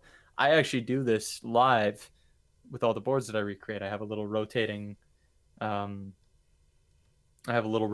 thing in the corner of my screen that shows the board as it's coming together. So I just took the same principle and applied it over here. And I'm hoping to do that for all of them. So that's going to be pretty cool. Yeah. Yeah. Definitely a cool kind of thing. I'm really happy with that. Yeah. Mr. Neo Trip in the chat was asking about the Little Caesars Arena board. Yeah, I have made that one. I made that a little while ago because again, it's like a cube basically. Is that I don't have it here. You don't have it in there? No. Right. No, it's not. It's not one of the ones in the slideshow, but it is up on my website. Put your website in the chat so people can go and have a look. Sure thing. You can find it under the NHL board section. Any scoreboard that I've made, it's all up there. So it's not one of my more recent ones, but I do have it. So enjoy. Hopefully I've done it justice. Perfect. So as you're saying, that's kind of one of your kind of plans, for kind of, is that going to be like a YouTube video or kind of? Yeah, I'm trying to put it together into a YouTube video. It's going to take a while. I might work on it. It's one of those things where I've already got the models, so I just need to set up the camera and kind of render in the background while I do things. Yeah. So it depends on how often I remember to do that. But yeah, I'm hoping to put together a video where it's like, here's my 12th rank board, and then it'll show the picture of it full screen, and then kind of shrink into the corner and rotate around while I'm talking about it. That's kind of the vision I had for it. But I feel like it would be a cool thing to have as one of the things on my website as well. If, again, I don't know how much content I can upload onto the site before I reach my limit as far as like GIFs and stuff go, but maybe I can embed it as a YouTube video or something, just to give everybody a chance to look at it from all angles, because I have that capability, but on my site, it's always the same 2 angles of every board. So I feel like it'd be cool to have. Definitely. And what other have you got kind of future plans for your Twitch channel? Twitch, it's just kind of going steady right now. I mean, I've got my monthly challenge that I'm gonna try to continue doing. I'm still gonna keep making scoreboards. I've got different leagues that I'm hoping to expand into with the scoreboards and some older ones. So you might be seeing some different types of scoreboards coming in. It's all going to be hockey stuff still for the foreseeable future, because that's kind of what I do. But mostly going to be the same sort of stuff. I'm hoping that, and again, I've been hoping this for a while, but I'm hoping that I get the courage up to do like logo design streams or, other 3D modeling type streams. But right now I've been really feeling the scoreboard. So I kind of keep running with that, but yeah. But that, it's one of these things that when you feel like doing it, you've got the opportunity to do it. I think in February I did a little espresso machine thinking maybe I'll do this for the challenge. And I can tell you, I don't tend to be super nervous when I stream, but when I'm doing something that I'm not super comfortable with, that all goes out the window. Like the whole time I'm like, oh God, I hope nobody who actually knows Blender comes in and tells me what I'm doing wrong here. But at the same time, I'm learning if they do. So it's that thing though. I get the same. Like, you immediately start doing something new. Using a program you're not used to, or doing something that you're not used to doing within a program that you might be knowing, but you're using it a totally different way. Exactly. And then you're like, oh, then someone comes in. But that's the thing though, is that most people will come in and they'll offer help, but they won't come in, especially in like makers and crafting, they won't come in and go, you're doing it wrong. And if they do come in and say you're doing it wrong, you go, tough. I'm doing it my way. No, it's a really great community that way. And I mean, I know I've learned things about Blender from people that have just popped in every once in a while just to see what I'm doing in Blender, and they're like, oh, when you map textures, you can do this to make it easier. And then I'm like, wow, that's like significantly easier than what I was trying to do. I'm going to use that. So I have learned a lot. But the whole community is great that way. Why? Nobody. It's not like in some places. Like I've seen it, like especially in like some woodworking forums and all this sort of thing. In CNC places, they're like, you must do it this way, and you can only do it that way. And someone posts something, they're like, why are you doing this? Why are you using it? Yeah. Why are you using pocket holes? No, I'm that the people that are on Twitch are a lot more accommodating of different styles than that. Well, definitely. And it all comes from experience, but at the same time, it's like, different people do it different ways, and sometimes they both work. Exactly. Now we're going to come at the hardest question of the night. The hardest question. What's your favorite DOOTNOOT? DOOTNOOT. I'll tell you something. I knew I was going to be on the show since mid-January, and I can't think of one. I can think of like 5. Oh, just try 5. to narrow it down. So, my DOOTNOOT review, and I'm sticking with Timmy's Donuts, DOOTNOOTs. Off the show for that little slip. DOOTNOOTs from Timmy's, and I've got a few. So, I think the classic, the one that I probably order the most and that I enjoy the most, is actually the old-fashioned plain, nice and simple. The reason for that is a lot of times I'll be getting DOOTNOOTs on a drive somewhere. Mm-hmm. Old-fashioned plain, it's like, it's the cleanest DOOTNOOT. No mess, no problem, right? I can have it while I'm driving somewhere. You get the pure flavor of the dough. If you get a fresh one, it's great. If you don't get a fresh one, it sucks. Cover that up. But a fresh and plain is hard to beat. The only other one that I get when I'm driving anywhere or like don't want to get my hands messy is the double chocolate, which is like a chocolate old fashioned style with chocolate glaze on the top half, or chocolate icing. And that one's pretty not messy as long as you hold it properly, and it's got a bit more of that like sweet flavor, right? The chocolate flavor. So those are kind of my 2 for that. But every once in a while I'll get their blueberry donut, which is a sour cream glazed donut with blueberry flavor, and that one's real good. And then the last one, if I'm looking for a filled DOOTNOOT, is the Canadian maple, which is like a Boston cream, but it's got maple icing and I think a maple-ish filling. But I haven't had one of those in a while. Those are good recommendations.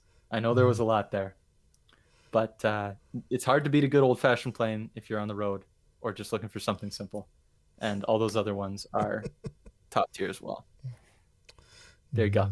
Yeah, I gave you a whole rank. Yeah, there we go. Yeah, there you go. There you go.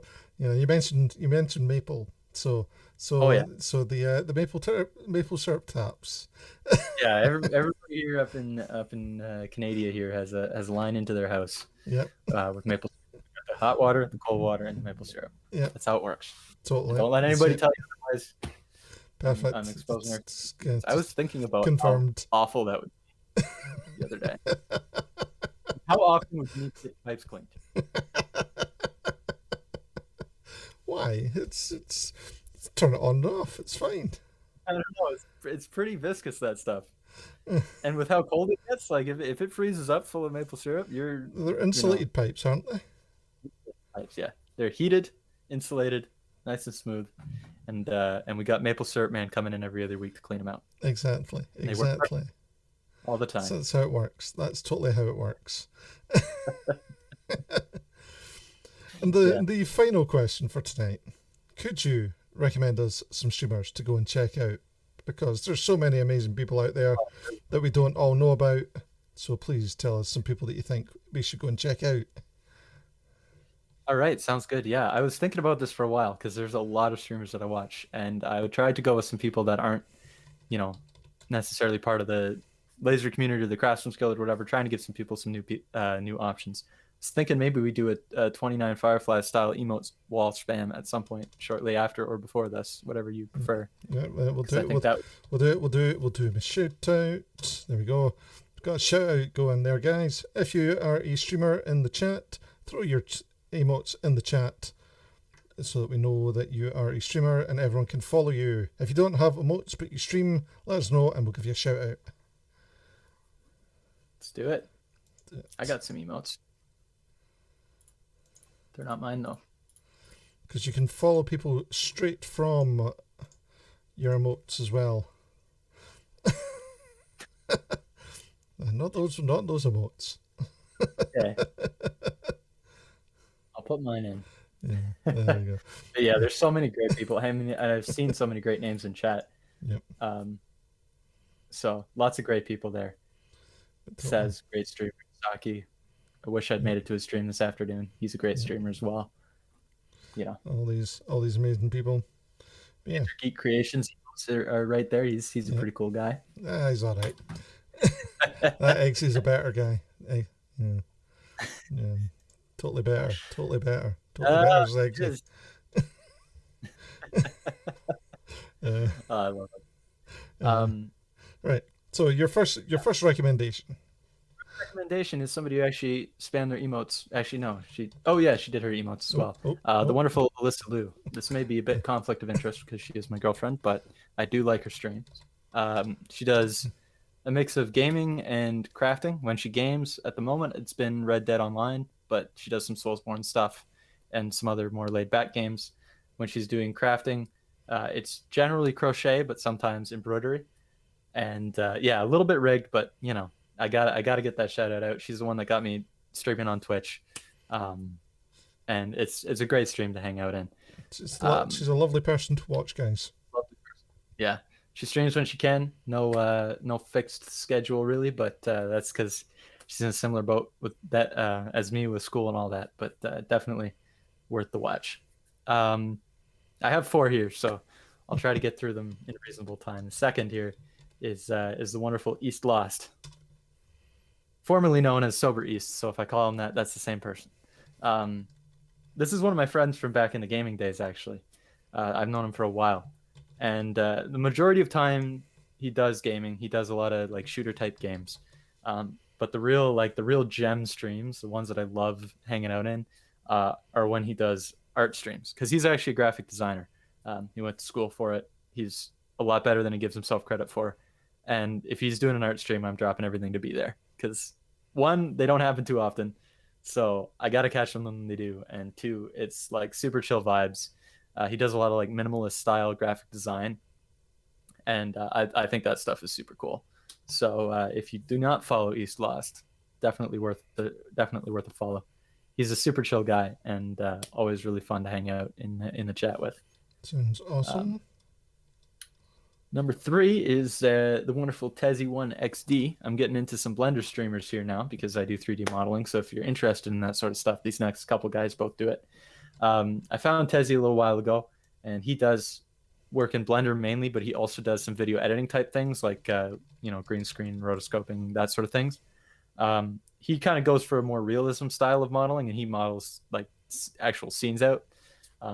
Maybe the way Blender is meant to be used as opposed to just making scoreboards all the time. I don't know. But he does some really good stuff, great realism. And one of the things that I like about Tez is that he tries new things live on stream all the time.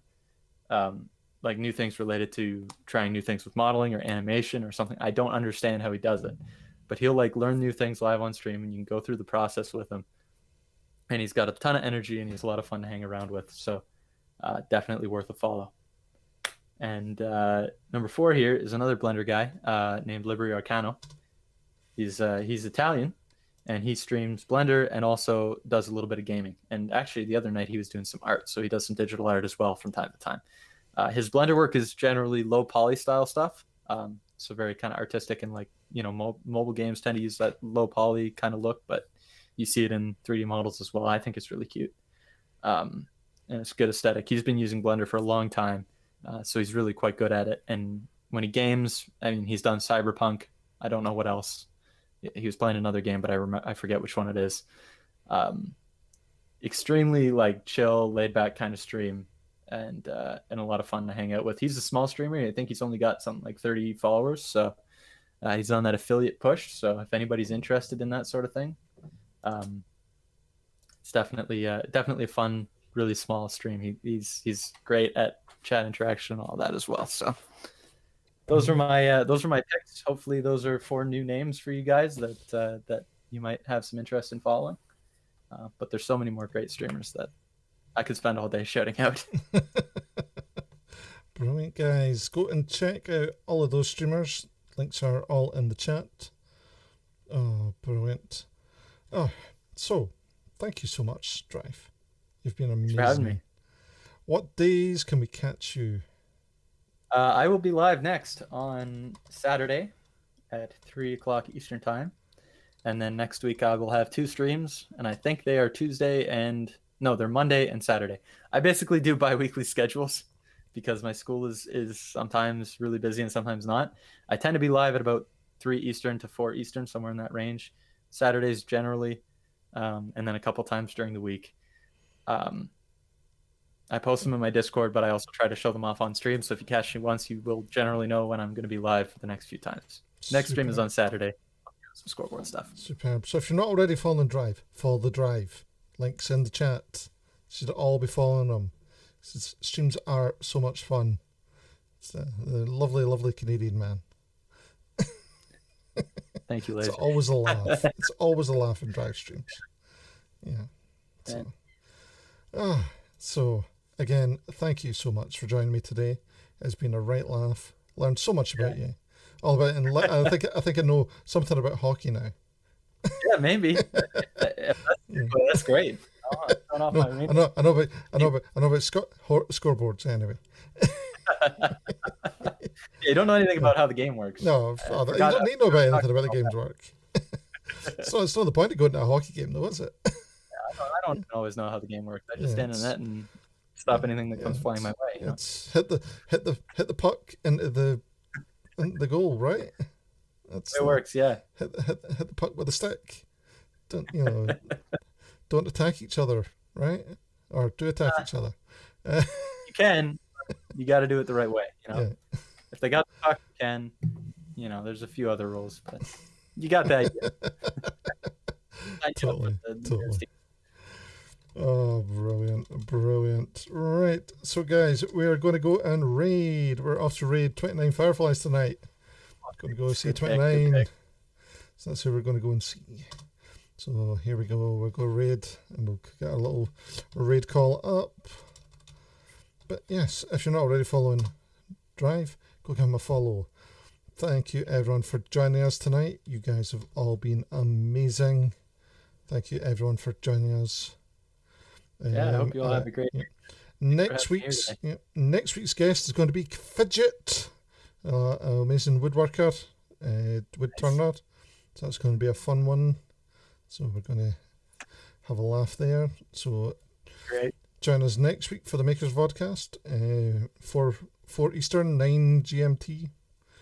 And I'll be back on Monday doing something. Who knows what?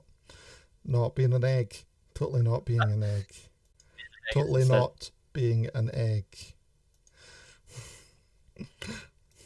Catch us all next time, guys. Let us hit this red button in 5, in 4, in 3, in 2, in 1. Let's raid out. Woo! Raiding time.